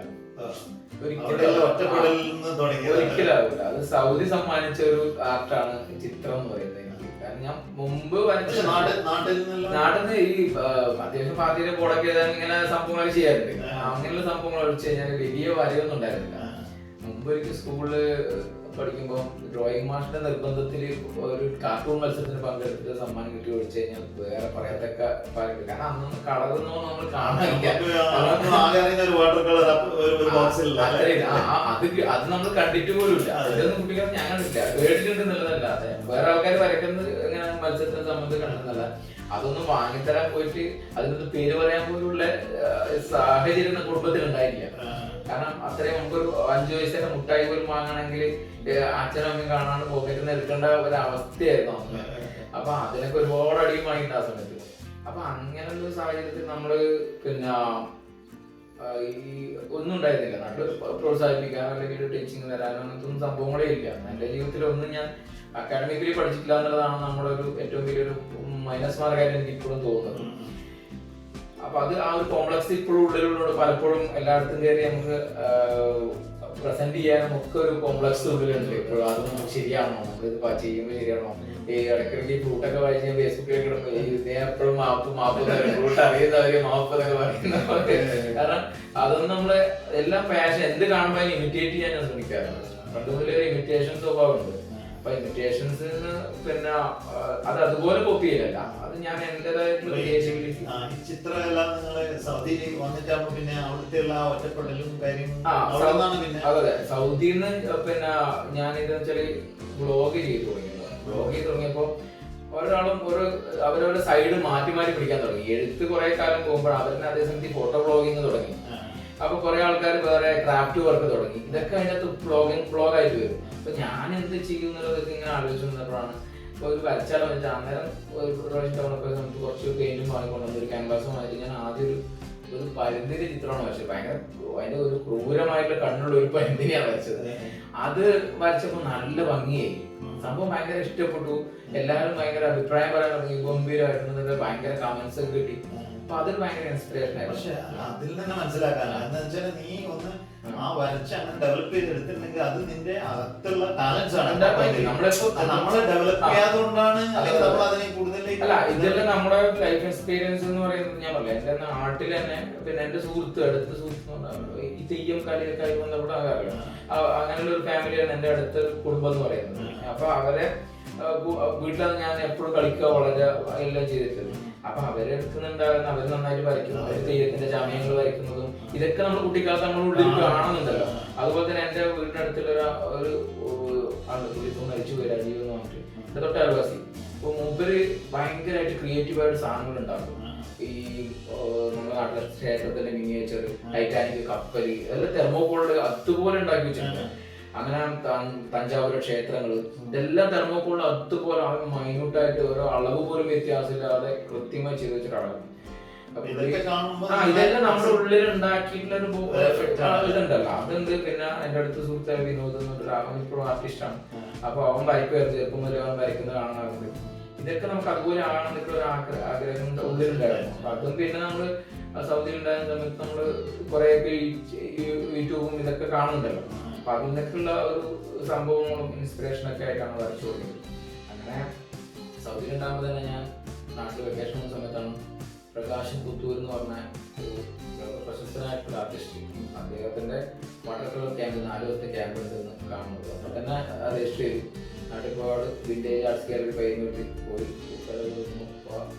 അത് അവിടെ നിന്ന് നമുക്ക് 2 വളരെ ഇപ്പോഴും ലോക പ്രശസ്തരെന്ന് പറയാൻ പറ്റുന്ന സദ്ഗു അലിയൂർ എന്ന് പറഞ്ഞ ഒരു പ്രഗത്ഭന എഴുത്തുകാരൻ, അദ്ദേഹം മരിച്ചു നമുക്ക് അടുത്ത് കഴിഞ്ഞ മാസം. സദ്ഗു അലിയൂരിന്റെ ക്ലാസ് ഉണ്ടായിരുന്നു, ഡെമോൺസ്ട്രേഷൻ ഉണ്ടായിരുന്നു. അതുപോലെ തന്നെ നമ്മുടെ ഗാന്ധി സിനിമ, ഒരു ഇംഗ്ലീഷ് അല്ലെങ്കിൽ ഗാന്ധി പഴയ സിനിമ, ബോംബെയിൽ ഇറങ്ങിയ സിനിമയുടെ പോസ്റ്റർ കൈകൊണ്ട് വരച്ചുണ്ടാക്കിയ ശരത്ചന്ദ്രൻ വയനാട് എന്ന് പറഞ്ഞ ഏറ്റവും പ്രഗത്ഭനായിട്ടുള്ള ഒരു ആർട്ടിസ്റ്റ് ഉണ്ടായിരുന്നു. അയാളുടെ ഒരു ഡെമോൺസ്ട്രേഷൻ ക്ലാസ്സിൽ അറ്റൻഡ് ചെയ്യാൻ പറ്റിയെന്ന് പറഞ്ഞാൽ എൻ്റെ ജീവിതത്തിൽ എന്നെ വരെ കിട്ടിയിട്ട് ഏറ്റവും ഹൈറ്റായിട്ടൊരു മൂവ്മെന്റ് എന്ന് പറയുന്നത് അത് മറക്കാൻ പറ്റാത്ത ക്ലാസ്സാണ്. പിന്നെ പ്രകാശാന്റെ ക്ലാസ്സും അത് ആ 4 ദിവസത്തെ ക്ലാസ് കഴിഞ്ഞിട്ടും പിന്നെയും പ്രകാശായിട്ട് കോണ്ടാക്ട് ഉണ്ടായിരുന്നു. ഇപ്പോഴും പ്രകാശായിട്ട് കോണ്ടാക്ട് ഉണ്ട്. നമ്മൾ നാട്ടിനകത്ത് അടുത്ത് പുറത്തൊക്കെ പ്രകാശിക്കുന്നത് ആ ഒരു ഇൻസ്പിറേഷൻ ഭയങ്കരമായിരുന്നു. പിന്നെ വാട്ടർ കളറിലേക്ക് ഞാൻ മാറുന്നു. എന്നെല്ലാം ഓയിൽ പെയിന്റ് ആയിരുന്നു ആദ്യം ചെയ്തത്. അപ്പൊ പിന്നെ വാട്ടർ കളറിനോട് ഒരു ഭയങ്കര പാഷനായി. പിന്നെ വരച്ച് തള്ളാൻ തുടങ്ങി. ഭയങ്കര കൂളായിരുന്നു വരയ്ക്കും. അതായത് പിന്നെ വാട്ടർ കളർ സൗദിയിൽ നിന്ന് ആ ക്യാമ്പ് കഴിഞ്ഞ ശേഷം ഞാൻ നേരെ യുഎയിലേക്കാണ്. പിന്നെ ഞാൻ അന്ന് മുതൽ ഞാൻ ഒരു ബണ്ടിൽ പേപ്പറുമായിട്ടാണ് വന്നത്. വരച്ച് തള്ളി കണക്കിന് ഇവിടെ ഞാൻ ഇത്ര കണക്കിന് കെട്ടുന്ന 1000-ന് മേലെ ചിത്രങ്ങൾ ഇപ്പോഴും ഉണ്ടാവും. അത് നല്ലതല്ലാത്ത ചിത്രങ്ങളാണ്, എല്ലാം വരച്ച് ഫ്ലോപ്പായ ചിത്രങ്ങളാണ്. പക്ഷെ വരയ്ക്കും, എത്ര ഫ്ലോപ്പായാലും വരയ്ക്കും. ഇത്രയും നല്ല ഞാൻ കണ്ടത്, ഞാൻ 8 വർഷത്തെ പ്രാക്ടീസ് ഓരോ പോസ്റ്റ് ചെയ്യുമ്പോഴും ഞാൻ ലൈവ്ലി ആയിട്ടുള്ള പിക്ചേഴ്സ് ആണ്. അത്രയും നല്ല മൈന്യൂട്ട് ആയിട്ട് ഓരോ കാര്യങ്ങൾ ചെയ്തിട്ട് വെച്ച പിക്ചേഴ്സ് ആണ്. പക്ഷെ അപ്പൊ ഇങ്ങനെ ഇത്രയൊക്കെ വരക്കുമ്പോൾ നമുക്ക് തോന്നില്ല ഒരു ആർട്ട് എക്സിബിഷൻ നടത്തിയാൽ എന്തേ എക്സിബിഷൻ നടത്താൻ, എസ്പെഷ്യലി എന്ന് വെച്ചാൽ യുഎനെ പോലുള്ള ഒരു സ്ഥലത്ത് എന്ന് വെച്ചാൽ കണ്ടമാനം നമ്മുടെ ആൾക്കാരുള്ള ഒരു സ്ഥലമാണ്. അപ്പൊ ഒരു നല്ലൊരു വെന്യൂല് വെച്ചിട്ട് നല്ലൊരു എക്സിബിഷൻ നടത്തിയാൽ എന്തേ എന്നുള്ള തോന്നല്. അതിന്റെ പ്രശ്നം എന്ന് വെച്ചാൽ അത് ചെയ്യാൻ പറ്റുമെന്ന്. പക്ഷെ ഇപ്പോഴും എന്റെ ഒരു മെയിൻ പ്രശ്നം ഞാൻ പറയില്ലേ, നമ്മള് ഈ അക്കാഡമിക്കലി പഠിക്കാത്തതുകൊണ്ട് ഒരു കോൺഫിഡൻസ് കുറവുണ്ട്. ഇത് നമുക്ക് പ്രദർശിപ്പിക്കാൻ പറ്റുന്നതാണോ എന്നൊരു കോൺഫിഡൻസ് ഇപ്പോഴും നമുക്ക് വന്നിട്ടില്ല എന്നതാണ്. കാരണം നമ്മൾ ഇതിനേക്കാൾ നല്ല ചിത്രങ്ങൾ നമ്മൾ ഇങ്ങനെ എപ്പോഴും ഫേസ്ബുക്കിൽ കണ്ടുകൊണ്ടിരിക്കുകയാണ്. ഒരുപാട് ആർട്ടിസ്റ്റുകളുടെ മുമ്പിൽ നമ്മൾ ഇത് കാണുമ്പോൾ അതിപ്പോ ഓരോരാൾ വരയ്ക്കുന്നതിനും ഓരോ ഡയമെൻഷൻ, അത് നിങ്ങളുടെ ആ ഒരു ഡയമെൻഷനിൽ വരക്കുമ്പോൾ നിങ്ങളെ വീക്ഷിക്കുന്ന ആൾക്കാർക്ക് വളരെ അങ്ങനെ ഞാനൊരു എക്സിബിഷൻ ചെയ്ത് 2 എക്സിബിഷൻ ചെയ്തു. അതിവിടെ ഒരു റാഗ്മ എന്ന് പറഞ്ഞൊരു സംഘടന ഉണ്ടായിരുന്നു. ഷബാന എന്ന് പറഞ്ഞൊരു സുഹൃത്താണ്. അപ്പൊ അവര് വിളിച്ചപ്പോ അവരൊരു ഫംഗ്ഷൻ വന്നപ്പോ അവരോട് നമുക്ക് ചെയ്യാൻ പറ്റുമെന്ന് ചോദിച്ചു. അതിന്റെ സൗകര്യങ്ങളൊക്കെ ഞാൻ ഉണ്ടാക്കി തരാം. ഞാൻ ആദ്യം പറ്റൂലെന്ന് പറഞ്ഞു, ആണെങ്കിലും അതിന് മാത്രം ഇല്ല എന്ന് പറഞ്ഞു. അപ്പൊ കുഴപ്പമില്ല, നീ ഇപ്പൊ ഫേസ്ബുക്കിൽ വരച്ചിട്ട് അത് മതി, അത് നിങ്ങളെ എക്സിബിറ്റ് ചെയ്താൽ മതി എന്ന് പറഞ്ഞു. അങ്ങനെ അവരെന്നെ എല്ലാം ഇതൊക്കെ അറേഞ്ച് ചെയ്ത് തന്ന്, ഈസിലെല്ലാം അറേഞ്ച് ചെയ്ത് തന്നിട്ട് ഞാൻ അത് കൊണ്ടുപോയി വെച്ചിട്ടുണ്ടായിരുന്നു. അപ്പൊ അത് കുറെ ആൾക്കാർ നല്ല അഭിപ്രായം പറഞ്ഞു. അതിനുശേഷം ഒരു പ്രാവശ്യം ഇവിടുത്തെ ചേതന എന്ന് പറഞ്ഞ സംഘടനയുണ്ട്, അവരുടെ ആ പ്രോഗ്രാം ഉണ്ടായ സമയത്ത് അത് കേരള സംഘത്തിൽ ഒരു പ്രാവശ്യം എക്സിബിറ്റ് ചെയ്തിട്ടുണ്ട്. അങ്ങനെ മാത്രം അല്ല. അപ്പൊ അല്ലാതെ നിങ്ങൾ ഇതിലെ ഏതെങ്കിലും ഒരു ഓൺലൈൻ കോമ്പറ്റീഷനോ അല്ലെങ്കിൽ വേറെ എന്തെങ്കിലും ഒരു ഇന്റർനാഷണൽ കോമ്പറ്റീഷനോ അങ്ങനെ എന്തെങ്കിലും അങ്ങനൊന്നും ഇതുവരെ പങ്കെടുത്തില്ല.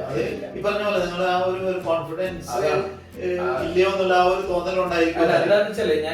ഇവിടെ അത്രയും ഇന്റർനാഷണലി എന്താ പറയാ സ്കോപ്പുള്ള അല്ലെങ്കിൽ ചാൻസസ് ഉള്ള ഒരു ഫീൽഡാണ് ഈ ആർട്ട് എന്ന് പറഞ്ഞാൽ. ഇവിടെ എന്ന് വെച്ചാൽ ഇപ്പൊ ഇവൻ നാഷണൽസിന് വേണ്ടിയിട്ട് അല്ലെങ്കിൽ നമ്മുടെ UAE ഗവൺമെന്റിന്റെ എന്തെങ്കിലും ചെയ്യുന്നുണ്ടെങ്കിൽ അത് അവർ വെറും UAE നാഷണലിന് മാത്രമല്ല എല്ലാവരും ഉൾപ്പെടുത്തിക്കൊണ്ടാണ് ചെയ്യുന്നത്. അതിനുള്ള ഓപ്പർച്യൂണിറ്റീസ് അത് UAE ലെവലിലല്ല, ഞാൻ പറയുന്ന ഒരു ഇന്റർനാഷണൽ ലെവലിൽ നിങ്ങൾക്ക് മാർക്കറ്റിംഗ് കിട്ടാൻ അല്ലെങ്കിൽ ഒരു എന്താ പറയാ ഒരു സ്റ്റെപ്പ് കിട്ടാനുള്ള ഒരു സാധ്യതയുള്ള ഒരു സ്ഥലമാണ്. ഈ ആ ഒരു ഓപ്പർച്യൂണിറ്റി പിന്നെ ഒന്നാമത് ചില പിന്നെ ഇതുമായിട്ട് കമ്മ്യൂണിക്കേറ്റ് ചെയ്യേണ്ട ഒരു പ്രശ്നമുണ്ട്. നമ്മൾ എന്റെ ലാംഗ്വേജ് പ്രശ്നങ്ങൾ കാര്യങ്ങൾ ഇംഗ്ലീഷ് ലാംഗ്വേജിൽ കൈകാര്യം ചെയ്യുന്നത് നിങ്ങൾക്ക് തോന്നായിരിക്കും. ഇപ്പൊ നിങ്ങൾക്ക് ഒരു യൂറോപ്യൻ എടുക്കാൻ, ഫോർ എക്സാമ്പിൾ ഒരു ജർമ്മനെ എടുക്കുന്നുണ്ടെങ്കിൽ ജർമ്മൻ പേഴ്സണാലിറ്റി ഒരാളെ എടുക്കുന്നുണ്ടെങ്കിൽ അവർ ജർമ്മനില്ലാതെ വേറെ ഭാഷ സംസാരിക്കാൻ ഇഷ്ടപ്പെടില്ല, അവർ സംസാരിക്കില്ല. ഇവൻ അറിയുന്നുണ്ടെങ്കിൽ തന്നെ അവർ സംസാരിക്കില്ല. അതുപോലെയാണ് നമ്മൾ കരുതാൻ വേണ്ടിട്ട്. ഓക്കെ, നമുക്ക് ആ ഇംഗ്ലീഷിന് എന്തെങ്കിലും ഒരു പ്രശ്നം പോരായ്മകൾ ഉണ്ടെങ്കിൽ അതാണ് നമ്മുടെ ഡ്രോബാക്ക് എന്ന് പറഞ്ഞ് നമ്മൾ പുറകോട്ടിരിക്കാതെ I can speak in my language എന്ന് പറഞ്ഞിട്ട് മുമ്പോട്ട് വരിക. അത് ആ ഒരു ലെവലില് ഞാൻ ചിന്തിക്കുന്ന സാധനം ആരെങ്കിലും ഈ സാധനത്തിനെ കുറിച്ച് ചോദിച്ചു കഴിഞ്ഞാൽ ഞാൻ എന്ത് പറഞ്ഞു കൊടുക്കുന്നതാണ്. ഒരു ഉൾവേരിയയിൽ പാടില്ല. അത് തീർച്ചയായിട്ടും നിങ്ങൾക്ക് അത് നിങ്ങൾ ഇംഗ്ലീഷ് പറയാത്ത ആളെന്നല്ല, നന്നായിട്ട് പറയുന്ന ആൾ തന്നെയാണ്. അപ്പൊ ആ ഒരു ഇതിൽ ആൾക്കാർക്ക് മനസ്സിലായിക്കോളും. നിങ്ങൾ എക്സ്പ്ലെയിൻ ചെയ്ത് കൊടുക്കുന്ന രീതിയിൽ അവർക്ക് മനസ്സിലാക്കാം. നമ്മളെ തന്നെ ചെറുതായി കാണണം. പല ആൾക്കാരും പഠിപ്പിച്ചിരിക്കുന്ന ഡ്രീം ബിഗ് ചെയ്തതാണ്. അതുകൊണ്ട് നമ്മൾ ആ ഉള്ളത് കൊണ്ട് നമ്മൾ ഏറ്റവും കൂടുതൽ നന്നായിട്ട്. പിന്നെ വെച്ചാൽ അത് മാത്രല്ല, ഇതിന്റെ ഇടയിൽ വരുന്ന മെയിനായിട്ടുള്ള വിലയുണ്ട്, അതാണ് മടി. ഈ മടി എന്ന് പറയുന്ന സാധനം ഭയങ്കര പ്രശ്നമായിരുന്നു.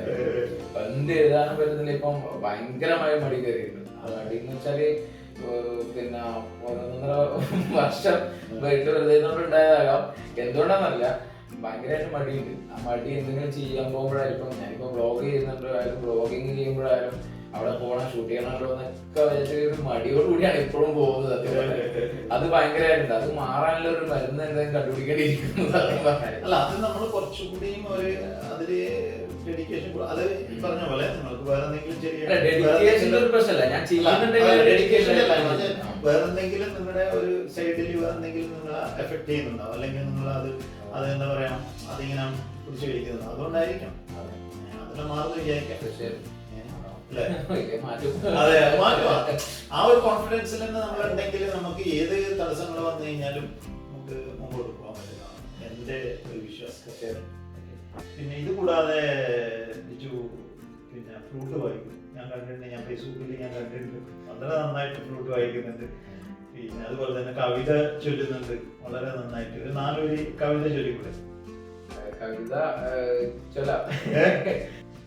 മുരുകൻ കാട്ടാക്കടന്റെ രേണുക എന്ന് പറഞ്ഞൊരു കവിത മനസ്സിൽ ഇപ്പൊ നിൽക്കുന്ന കവിത വരി അറിയുന്ന നമ്മുടെ വരികാട്ട് പാടി പാടി വന്നുകൊണ്ട്. അപ്പൊ അതിന്റെ 4 വരിയല്ല.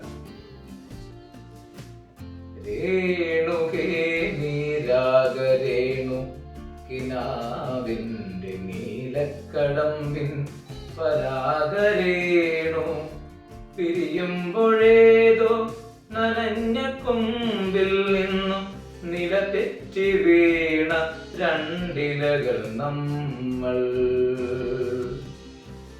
രേണുകേ നീരാഗരേണു കിനാവിന്റെ നീലക്കടമ്പിൻ പരാഗരേണു പിരിയുമ്പോഴേതോ നനഞ്ഞ കൊമ്പിൽ നിന്നു നിലതെറ്റി വീണ 2 ഇലകൾ നമ്മൾ. പിരിയുന്നു രേണുകേ, വരിയെല്ലാം അറിയണ്ടവേ, നാം 2 പുഴകളായി ഒഴുകിയകലുന്നു നാം പ്രണയശൂന്യം. ജലമുറഞ്ഞൊരു ദീർഘശില പോലെ നീ വറ്റി വറുതിയായി ജീർണമായി മൃതമായി ഞാൻ. ഓർമ്മിക്കുവാൻ ഞാൻ നിനക്കെന്തു നൽകണം, ഓർമ്മിക്കണം എന്ന വാക്കു മാത്രം. അതിനിടയിൽ വരികളെ കവിത എഴുതാറുണ്ടോ? കവിത എഴുതാറുണ്ട്, കഥ എഴുതാറുണ്ടായിരുന്നു, ബ്ലോഗുകൾ ഇഷ്ടം പോലെ ഉണ്ടായിരുന്നു. അതിലെല്ലാം കവിതകളും ഇതൊക്കെ ഉണ്ടായിരുന്നു. പിന്നെ പ്രസിദ്ധീകരിക്കാൻ ഈ പറഞ്ഞ ഹോംലെസ് വേദം കൊടുക്കാറില്ല. അങ്ങനൊന്നും ബുക്കൊക്കെ പ്രസിദ്ധീകരിക്കുന്ന സാധനമുണ്ട്. പക്ഷെ ഇതുവരെ അതിനോടുള്ള കോൺഫിഡൻസ് കുറവുണ്ട് തന്നെ. പിന്നെ ഇവിടെ നമുക്ക് ചില ആൾക്കാരെ ഇങ്ങനെ ഇൻവൈറ്റ് ചെയ്യാറുണ്ട്, നിങ്ങൾ ക്രിയേറ്റിവിറ്റി ലൈക്ക് കവിതയായാലും കഥകളായാലും. അപ്പൊ അങ്ങനത്തെ ഇതിലൊക്കെ ലൈക്ക് എഫ്എം ഒക്കെ നമ്മൾ ഇവിടുന്ന് ഒരു ഇയർലി ഒരു ബുക്സ് ഒക്കെ പബ്ലിഷ് ചെയ്യാറുണ്ട്. അപ്പൊ അതിലൊക്കെ അവർ ക്രിയേറ്റിവിറ്റി ഇൻവൈറ്റ് ചെയ്യാറുണ്ടായിരുന്നു. അപ്പൊ അതിലൊന്നും ഞാൻ ഇതുവരെ അങ്ങനെ കൊടുത്തിട്ടില്ല. ഇതെല്ലാം പറഞ്ഞാൽ ഇത് ഒന്നാമത്തത് ഒരു മടി കാരണം, പിന്നെ ഈ ഒരു കോൺഫിഡൻസ് കുറവ്, ഇങ്ങനെയുള്ള സാധനങ്ങളൊക്കെ അതുകൊണ്ട്. പിന്നെ ഈ കോമ്പറ്റീഷനായിട്ട് പണ്ടേ പേടിയാണ് സത്യം പറഞ്ഞത്. പണ്ട് മുതലേ എക്സാം ആയാലും കോമ്പറ്റീഷൻ ആയാലും ഭയങ്കര പേടിയുള്ള കേസാണ്. അതുകൊണ്ട് വളരെ പൂർവ്വമായിട്ട് ഞാൻ കൊടുക്കും. ഞാനിപ്പോ വളരെ കാലത്തിന് ശേഷം കൊടുത്തതാണ്. അത് ഇപ്പൊ ഒരു ലോഗോ കോമ്പറ്റീഷൻ ഉണ്ടായിരുന്നു UAE ഹെൽത്തിന്റെ. അപ്പൊ അതിലേക്ക് ഒരു എൻട്രി ഞാൻ കൊടുത്തിട്ടുണ്ട്. അതിപ്പോ ഒന്ന് ഈ സമയത്തൊന്ന് ലോഗോ അയച്ചു കൊടുത്തിട്ടുണ്ടായിരുന്നു. അല്ലാതെ വേറെ കോമ്പറ്റീഷനിലൊന്നും പങ്കെടുക്കാൻ. ഒരു യൂട്യൂബ് ചാനൽ ഉണ്ട്, അതിന്റെ പേര് നമ്മുടെ എന്തോ നാടിന്റെ പേര് തന്നെ കൊട്ടിലാസ് വ്ലോഗ് എന്നാണ്. വീഡിയോസ് ഇപ്പൊ ഒരു 32 വീഡിയോസ് ഓൾറെഡി ഞാൻ ചെയ്ത് കഴിഞ്ഞു. ഓൾറെഡി ഇപ്പത്തെ ഒരു ടൈമിനുള്ളിൽ 32 വീഡിയോ ഞാൻ നമ്മളെ മോന്റെ ബർത്ത്ഡേ കഴിഞ്ഞ ജൂണിൽ തുടങ്ങിയതാണ്. ജൂൺ 2-ന് സ്റ്റാർട്ട് ചെയ്തതാണ്. അപ്പൊ അതിനുശേഷം ഈ ഒരു കാലയളവിനുള്ളിൽ ഒരു 32 വീഡിയോസ് ഞാൻ ചെയ്തിട്ടുണ്ട്. വീട്ടിലിരിക്കുന്ന ഇപ്പം സമയമായതുകൊണ്ട് ഇങ്ങനെ വെറുതെ ഇരിക്കണ്ടല്ലോ എന്നുള്ളതുകൊണ്ട് അപ്പൊ പണി ഇല്ലാതായിട്ട് ഒരു 1.5 വർഷമായി. ഓക്കെ, അപ്പൊ അതിനിടയിൽ ആ ഒരു ഗ്യാപ്പിൽ നമ്മുടെ ഫ്രസ്ട്രേഷൻ മാറ്റാൻ വേണ്ടിയിട്ട് ക്യാമറ എടുത്ത് ഇറങ്ങിയതാണ് സംഭവം. അപ്പൊ അത് കുറച്ച് ഇൻട്രസ്റ്റിംഗ് ആയിട്ട് തോന്നിയോണ്ട് ഇങ്ങനെ കുറച്ച് കാര്യങ്ങൾ ചെയ്യാന്നുള്ള രീതിയിൽ ഇറങ്ങിയതാണ്. പിന്നെ നമുക്ക് ഈ ക്യാമറ ഒക്കെ ആകുമ്പോൾ നമുക്ക് നമ്മളെ എന്തെങ്കിലുമൊക്കെ നമ്മുടെ മൈൻഡിലേക്ക് കയറും. നമുക്ക് പല ആംഗിളും കാര്യങ്ങളും പഠിക്കാനും ഒക്കെ പറ്റും. അപ്പൊ അങ്ങനെയുള്ള ഒരു സാധനത്തിന് വേണ്ടിയിട്ട് അങ്ങനെ ഇറങ്ങുമ്പോൾ മാത്രമേ ഉള്ളൂ. പിന്നെ അതോടൊപ്പം തന്നെ എഡിറ്റിങ്ങും അതിന്റെ കൂടെ പഠിക്കാൻ പറ്റും. അപ്പൊ അങ്ങനെ എഡിറ്റിങ്ങും മിക്സിങ്ങും കളർ ഗ്രേഡിങ്ങും ഒക്കെ പഠിച്ചിങ്ങനെ വന്നോണ്ടിരിക്കുകയാണ്. അല്ല, പറയാം ഏത് സമയത്താണ് എങ്ങനെയൊക്കെയാണ് നമ്മുടെ ഒരു വഴി വിട്ടുക എന്ന് പറയാൻ പറ്റുന്നത്. ബിജുവിന്റെ ഒരു ലൈഫ് എക്സ്പീരിയൻസ് എന്താണ്? നിങ്ങളിപ്പോ നാട്ടിൽ നിന്ന് നിങ്ങള് സൗദിയിലേക്ക് പോയി, സൗദിയിൽ നിന്ന് യുഎഇയിൽ വന്നു. യുഎഇയിൽ മിക്കവാറും അധികം നിങ്ങൾ സ്പെൻഡ് ചെയ്തത് റാസൽ ടൈമിലാണ് അല്ലെ?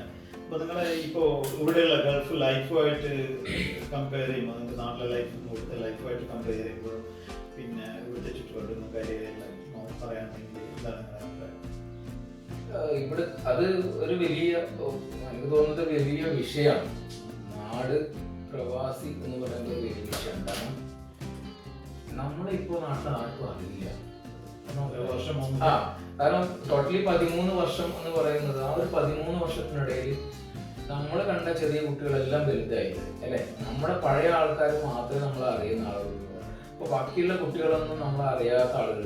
അതേസമയത്ത് നമ്മുടെ നാട്ടിലുള്ള പെൺകുട്ടികളെ കല്യാണം കഴിച്ച കുറെ ആളുകൾ, അവര് പുതിയ നമ്മുടെ നാട്ടിലേക്ക് വരുന്നത്. അപ്പൊ നമ്മളെ ഇപ്പൊ ഞാൻ കഴിഞ്ഞ പ്രാവശ്യം പോയപ്പോ എനിക്കുണ്ടായ ഒരു അനുഭവമാണ്. ഞാൻ അത്രയും എന്താ പറയാ, എന്റെ കുട്ടിക്കാലം മുതലേ ഞാൻ കളിച്ചു വളർന്ന എന്റെ ഒരു കാവിന്റെ പരിസരമുണ്ട്. ആ കാവിന്റെ പരിസരത്ത് ഒരു ചെറിയ ഇരുത്തിയുണ്ട്. അപ്പൊ ആ ഇരുത്തിന്റെ മുകളിൽ ഞാൻ അവിടെ പോയി ഒറ്റയ്ക്ക് ഇരിക്കുന്ന സമയത്ത് ഒരാൾ എനിക്കൊരു പരിചയമില്ലാത്ത ഒരാളെ ചോദിക്കുകയാണ് എന്നോട്. എന്റെ ജീവിതത്തിൽ ഞാൻ ശരിക്കും പറഞ്ഞാൽ ഞാൻ ഇല്ലാതായപ്പോയോട് തന്നെ ഞാൻ എന്റെ നാടിനെ ഒരുപക്ഷെ ഞാൻ അത്രയും എന്റെ അച്ഛനമ്മകളെ കൂടുതൽ ഞാൻ സ്നേഹിക്കുന്ന ഒരാളാണ്. അപ്പൊ എനിക്ക് എന്തുണ്ടായാലും അവിടുന്ന് ഉണ്ടായൊരു സംഭവമാണ്, അതിന് മാത്രമാണ്. അപ്പൊ അതുകൊണ്ടാണ് ഇത്രയും കാലത്തിനിടയിൽ ഞാൻ എന്റെ പേരിന്റെ കൂടെ നാടന്നെ വെച്ചത്. അപ്പൊ അവിടെ ഉണ്ടായ സമയത്ത് ഒരാളെ ചോദിക്കാണ്, നിങ്ങളാരാണ്, നിങ്ങളുടെ ഇവിടെ ഇതാരാ, നിങ്ങളുടെ വീട്ടിൽ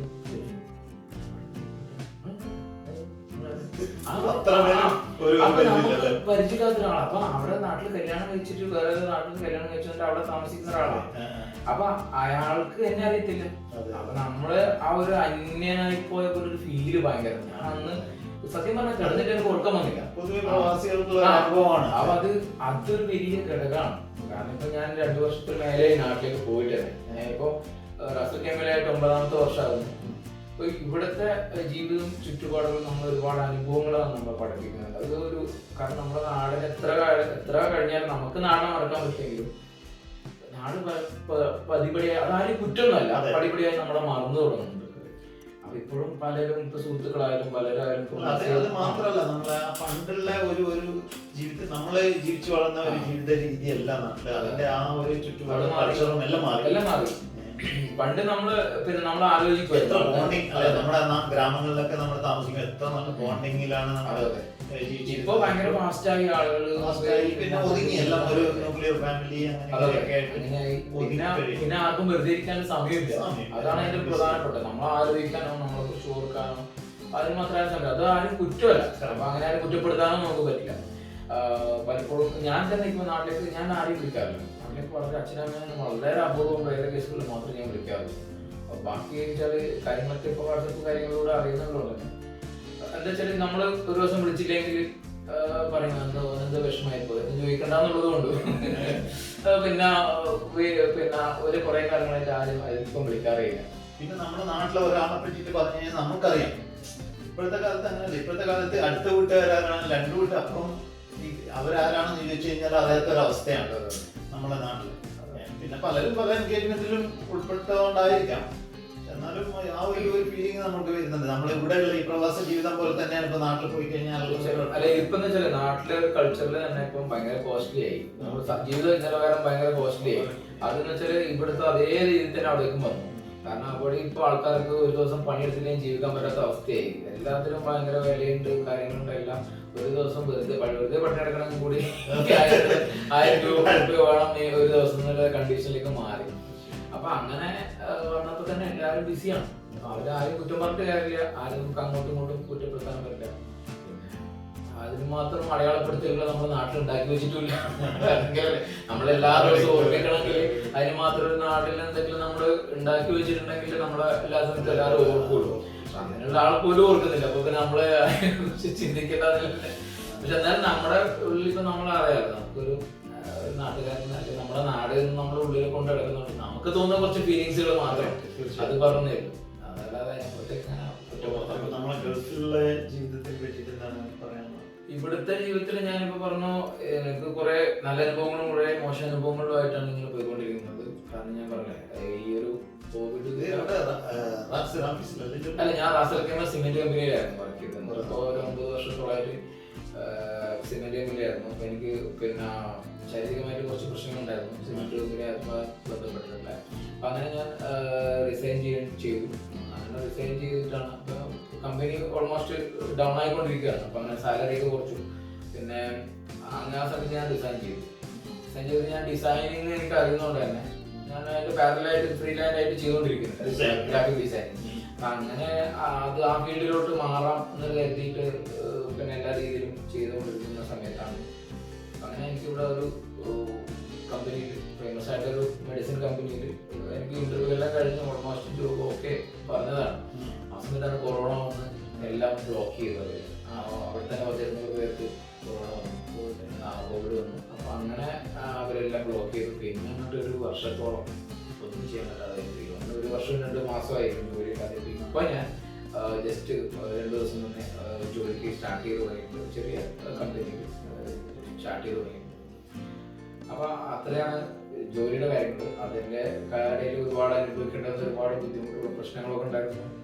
വളരെ എന്റെ ജോലി പോയി, അനിയന്റെ ജോലി പോയി, വൈഫ് പ്രഗ്നന്റ് ആയിരുന്നു. ഇവിടെ സമയത്ത് ഡെലിവറി ഇവിടെ നടത്തേണ്ടി വന്നു. അപ്പൊ ഒരു 2 ഫാമിലി, അനിയന്റെ വൈഫും ഉണ്ടായിരുന്നു. അപ്പൊ 2 ഫാമിലി ഒരു 4-4.5 മാസത്തോളം വിത്തൗട്ട് എന്താണ് ഒരു വരുമാനം ഇല്ലാതെ നിൽക്കേണ്ട അവസ്ഥയും. അപ്പൊ അങ്ങനെ ഉണ്ടായിരുന്നു. അപ്പൊ ഒരുപാട് ഇവിടുത്തെ ഒരുപാട് സംഘടനകൾ അങ്ങനെ വളരെ ഹെൽപ്പ് ചെയ്തു, നല്ല രീതിയിൽ ഹെൽപ്പ് ചെയ്തു. അവിടുത്തെ പ്രത്യേകിച്ചും കേരള സമാജം, അതുപോലെ തന്നെ ചേതന എന്ന് പറയുന്ന സംഘടന, അതുപോലെ തന്നെ IRC എന്ന് പറയുന്ന സംഘടന, AKMG ഡോക്ടേഴ്സിന്റെ സംഘടന, ഇവരൊക്കെ എന്നെ വളരെ നല്ല രീതിയിൽ എന്നെ ഹെൽപ്പ് ചെയ്തു. അപ്പൊ ആ സമയത്ത് നമ്മളെ സെർവ് ചെയ്യാൻ പറ്റില്ല. ആരും ഫേസ് ചെയ്യാത്ത ഒരു സമയത്തിലൂടെ കാരണം ഒന്നും ചെയ്യാൻ പറ്റില്ല. നമുക്ക് നാട്ടിൽ പോകുന്ന അതും പറ്റില്ല, അങ്ങനത്തെ സിറ്റുവേഷൻ. നാട്ടിൽ പോകുന്ന ഫ്ലൈറ്റ് ഇല്ല, വൈഫാണെങ്കിൽ ഡെലിവറി കഴിഞ്ഞ് കിടക്കുന്നു. അപ്പൊ ഒന്നും ചെയ്യാൻ പറ്റാത്ത അവസ്ഥ. അപ്പൊ ഹോസ്പിറ്റലിൽ നിന്ന് ഒരു വലിയ നാട്ടിലൊരു 10,000 രൂപയ്ക്ക് കഴിയേണ്ട ഡെലിവറി ഇവിടെ 12,000 ദിർഹംസിനാണ് ഇവിടെ കഴിയുന്നത്. 2-2.5 ലക്ഷം രൂപയ്ക്ക് നേരെയാണ്. അപ്പൊ അത് പ്രത്യേകിച്ചും ജോബ് വരുമാനം ഇല്ലാത്തൊരു സമയത്താണ് വന്നപ്പോ ഭയങ്കരമായിട്ട് ബുദ്ധിമുട്ടി. ജീവിതം എന്ന് വെച്ചാൽ നല്ല കഷ്ടപ്പാടുകൾ പോയി. അപ്പൊ ആ സമയത്ത് ഇവരൊക്കെ ആയിരുന്നു നമ്മുടെ ഹെൽപ്പ് ചെയ്തത്. അപ്പൊ അത് ഒരിക്കലും മറക്കാൻ പറ്റാത്ത സംഭവമാണ്. അത് നമ്മള് എവിടുന്നാണ് ഹെൽപ്പ് വരിക നമുക്ക് പറയാൻ പറ്റില്ല. അത് മനുഷ്യത്വപരമായിട്ട് തന്നെ വളരെയധികം സഹായിച്ച സുഹൃത്തുക്കളുണ്ടാകുന്നുണ്ട്. വലിയ ബുദ്ധിമുട്ടില്ലാതെ പോയി. പിന്നെ അയൽവാസികളൊക്കെ വളരെയധികം ഹെൽപ്പ് ചെയ്തു. ഇപ്പൊ നിൽക്കുന്ന സാധാരണ പ്രവാസികളുടെ ഇടയിൽ നമുക്ക് തൊട്ടപ്പുറത്തുള്ള ഫ്ലാറ്റിൽ അവർ അറിയില്ല. പക്ഷെ എന്തോ ഭാഗ്യത്തിന് എന്റെ നമ്മളെ 2-3 വീടുകൾ അവിടെ നമുക്ക് അങ്ങനെ വലിയ കണക്ഷനുകളൊന്നും ഇല്ല. പക്ഷെ എങ്കിലും അവരൊക്കെ നമ്മുടെ വിഷമങ്ങൾ എങ്ങനെയൊക്കെ അറിഞ്ഞിട്ട് നമ്മളെ ഇങ്ങോട്ട് വന്ന് സഹായിച്ചിട്ടുണ്ടായിരുന്നു. അപ്പൊ അതെല്ലാം ഒരു വലിയ ഇതായിട്ട് ആ ഒരു കോവിഡിന്റെ കോവിഡ് നമ്മൾ ഒരുപാട് പാഠങ്ങൾ പഠിപ്പിച്ചു. എല്ലാവരും നമ്മുടെ ലോകത്തുള്ളവരെല്ലാവരും ഒരുപാട് ഞാൻ വെച്ചാൽ എന്റെ ഒരു ലൈഫ് സ്റ്റൈൽ എന്ന് പറയുന്നത് ഞാൻ ഒരു സേവ് ചെയ്യുന്ന ഒരു കൂട്ടത്തിലൊന്നല്ല. സേവിങ്സ് എന്ന് പറയുന്നത് ഞാൻ ചിന്തിക്കാറില്ല അതിനെ കുറിച്ചിട്ട്. എന്ത് സാധനം വാങ്ങുന്നുണ്ടെങ്കിലും എനിക്ക് ഇഷ്ടപ്പെട്ടത് ഞാൻ വാങ്ങും. അതിന്റെ വില ഞാൻ നോക്കാറില്ല. അപ്പൊ ബില്ല് നോക്കാറില്ല, റിട്ടേൺ തരുന്ന പൈസ ഞാൻ ബാലൻസ് നോക്കാറില്ല. ഞാൻ അങ്ങനെ വാങ്ങി. അത് നല്ല കാര്യം. ജപ്പാനില് ഒരു ട്രഡീഷൻ ഉണ്ട്. നിങ്ങളിപ്പോ ഒരു ഷോപ്പിൽ പോയിട്ട് ഒരു സാധനം വാങ്ങിച്ചു കഴിഞ്ഞാല് നിങ്ങൾ അവര് തരുന്ന ബാക്കിയുണ്ടല്ലോ, നിങ്ങൾ അവരെ മുമ്പിൽ വെച്ചിട്ട് എണ്ണാൻ പാടില്ല. അത് അവരെ ഇൻസൾട്ട് ചെയ്യുന്നതാണ്. അത് ഞാൻ പണ്ട് മുതലേ ചെയ്യാറില്ല. ഞാൻ വാങ്ങുന്ന പൈസ അതുപോലെ വാങ്ങി വെക്കുക, പിന്നെ അതിനെ കുറിച്ച് ചിന്തിക്കാറില്ല. അതുകൊണ്ട് പൈസ എന്ന് പറയുന്നത് ഘടകത്തിൽ എനിക്കൊരു വലിയ വിഷയമായിട്ട് തോന്നിയിട്ടുണ്ടായിരുന്നു ഇത്രയും കാലം. പക്ഷെ ഈ ഒരു വർഷത്തിനിടയിൽ അതിന് വലിയ പ്രാധാന്യം ഉണ്ട് എന്നുള്ളത് എന്നെ പഠിപ്പിച്ചു. സ്ട്രഗിൾ നല്ല സ്ട്രഗിൾ ചെയ്തു. അപ്പൊ അതൊരു വലിയ ഘടകമാണെന്ന് പഠിപ്പിച്ചിട്ടുണ്ടായിരുന്നു. ഇപ്പോ നമ്മള് സൂപ്പർ മാർക്കറ്റിന്റെ ഫ്ലെയർ ഒക്കെ എടുത്ത് നോക്കാൻ തുടങ്ങി. പണ്ട് ഞാൻ ഈ ഓഫർ ഫ്ലെയർ ഇവിടെ വൈഫ് എടുക്കുമ്പോൾ ഞാൻ എപ്പോ ചെയ്തോ എനിക്ക് വേറെ പണിയില്ലൊക്കെ പറഞ്ഞ. ഇപ്പൊ ഞാൻ ഫ്ലെയർ ഇടക്കിടക്ക് നോക്കാൻ തുടങ്ങിയിട്ടുണ്ട്, ഏതിനൊക്കെയാണ് കുറവ് എന്നുള്ളത് നോക്കാൻ തുടങ്ങി. അപ്പൊ അതിപ്പോ ഇങ്ങനത്തെ ഒരു കാലഘട്ടത്തിലൂടെ കടന്നു പോകുമ്പോ ഓരോ പ്രവാസികളും ചെയ്യേണ്ട കാര്യങ്ങളാണ്. നമ്മൾക്ക് കിട്ടുന്ന വരുമാനത്തിന് എത്ര കണ്ട് നമുക്ക് അത് സേവ് ചെയ്യാൻ പറ്റും, അല്ലെങ്കിൽ എത്ര നമുക്ക് കൺട്രോൾ ചെയ്ത് ജീവിക്കാൻ പറ്റും എന്നുള്ള ഒരു സ്റ്റേജിലേക്ക് നമ്മളെ ഈ കോവിഡ് എന്ന് പറയുന്ന ഒരു മഹാമാരി എത്തിച്ചിട്ടുണ്ടായി. വലിയൊരു എന്താ പറയുക ഒരു ലെസൺ ആണ് എല്ലാവർക്കും കൊടുത്തിരിക്കുന്നത്. അപ്പൊ അതിൽ നിന്ന് നമ്മളെ പതുക്കെ പതുക്കെ സർവേ ചെയ്ത് വരുന്നതെന്ന് വിചാരിക്കാം. ഏതായാലും ഒരു നല്ല ജോലിയെല്ലാം കിട്ടിയിട്ട് മുന്നോട്ട് വരട്ടെ.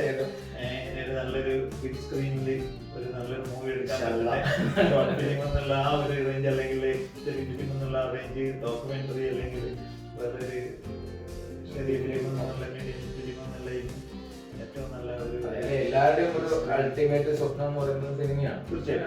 ഏതൊരു ആളെ കുറിച്ച് പറഞ്ഞാലും ഉള്ളവരായാലും എനിക്ക് തോന്നുന്നു ഇല്ലാത്തവരായാലും അവരാഗ്രഹം തീരെ അതിനെക്കുറിച്ച് കഴിവില്ലാത്ത ആളും എങ്ങനെയെങ്കിലും ഒരു സിനിമയിൽ കാണിക്കണം എന്നൊരു ആഗ്രഹമുള്ളവരാണ്. നമ്മൾ വെറുതെ കോംപ്ലക്സ് കാരണം പറയാണ്ട് എന്നിട്ട് പറഞ്ഞിട്ടൊന്നും കാര്യമില്ല. അത് എല്ലാവരുടെ അൾട്ടിമേറ്റ് ആഗ്രഹം സിനിമ തന്നെയാണ്. അപ്പൊ അത് പലർക്കും നമുക്ക് പലപ്പോഴും തുറന്ന് പറയാൻ പറ്റാത്ത കോംപ്ലക്സ് കാരണമാണ് ഒരു പക്ഷെ നമുക്ക് ഇതിന് മുമ്പേ ഒരു പക്ഷെ കിട്ടേണ്ട ചാൻസുകളൊക്കെ നഷ്ടപ്പെട്ടിട്ടുണ്ടാകും എനിക്ക് തോന്നുന്നു. അപ്പൊ ഇപ്പൊ ഞാൻ സി വി കഴിച്ചു കൊടുത്തിട്ടുണ്ടാവും കുറെ തീർച്ചയായിട്ടും. പിന്നെ ഇവിടെ നിൽക്കുമ്പോഴുണ്ടല്ലോ നമുക്ക് പ്രത്യേകിച്ച് ഈ പ്രവാസികളായിട്ട് യു എയിൽ നിൽക്കുമ്പോൾ നമുക്ക് നാട്ടിലെ ഓപ്പർച്യൂണിറ്റീസ് കൂടുതലാണ്. പക്ഷെ യു എയിലും നിങ്ങൾക്ക് അതുപോലെ ഓപ്പർച്യൂണിറ്റീസ് ഉണ്ട്. എന്തെങ്കിലും ഒരു ജസ്റ്റ് ഒരു ഇപ്പൊ പറഞ്ഞ പോലെ ലാജോസ് വന്ന ഒരു ഫിലിം ഷൂട്ട് ചെയ്തു, അതുപോലുള്ള ഒരു ജസ്റ്റ് ഒരു സ്പാർക്ക് വന്നാൽ മതി, അത് ഒരു ടേണിംഗ് പോയിന്റ് ആയിട്ട് മാറാനുള്ള സാധ്യതയുണ്ട്. അപ്പൊ അതിനുള്ള എല്ലാ സാധ്യതകളും നിങ്ങളിൽ കാണുന്നുണ്ട്. എന്തായാലും അത് ദൈവം നിങ്ങളെ അനുഗ്രഹിക്കുന്നു. സുരേഷേട്ടനെ പോലെ ഒരാള് നമ്മള് പിന്നെ ഇങ്ങനെ ഞാൻ എന്റെ ജീവിതത്തിലെ സത്യം പറയല്ലോ, ഒരു പക്ഷെ ലൈഫിലെ ഫസ്റ്റ് ഇന്റർവ്യൂ എന്ന് വേണമെങ്കിൽ പറയാം.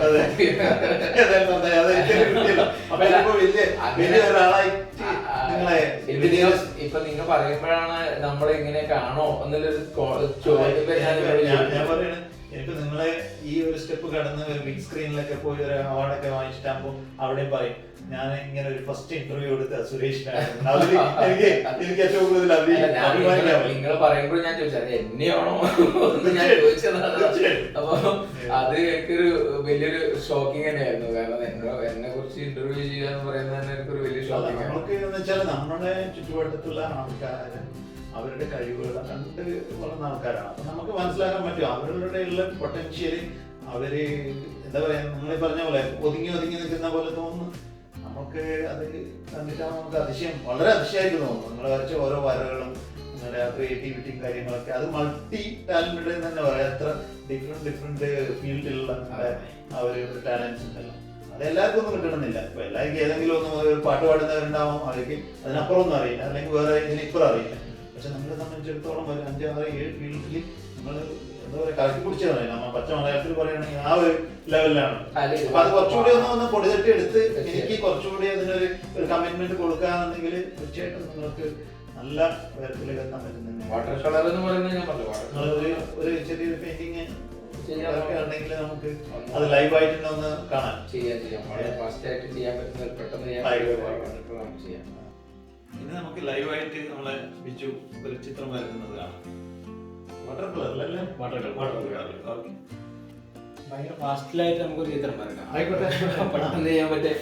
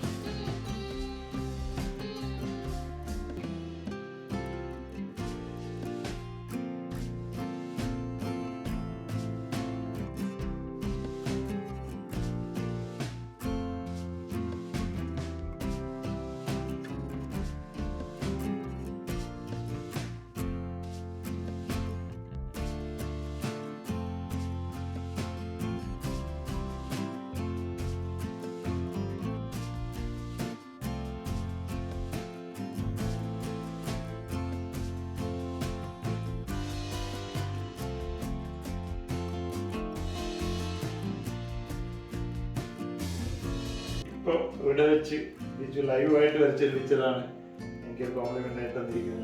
Thank you very much. വേറൊന്നും തരാനില്ല. നമ്മുടെ കയ്യിൽ ഇതന്നെ ഏറ്റവും നല്ല ഒരാൾക്കുള്ള സമ്മാനം. Thank you.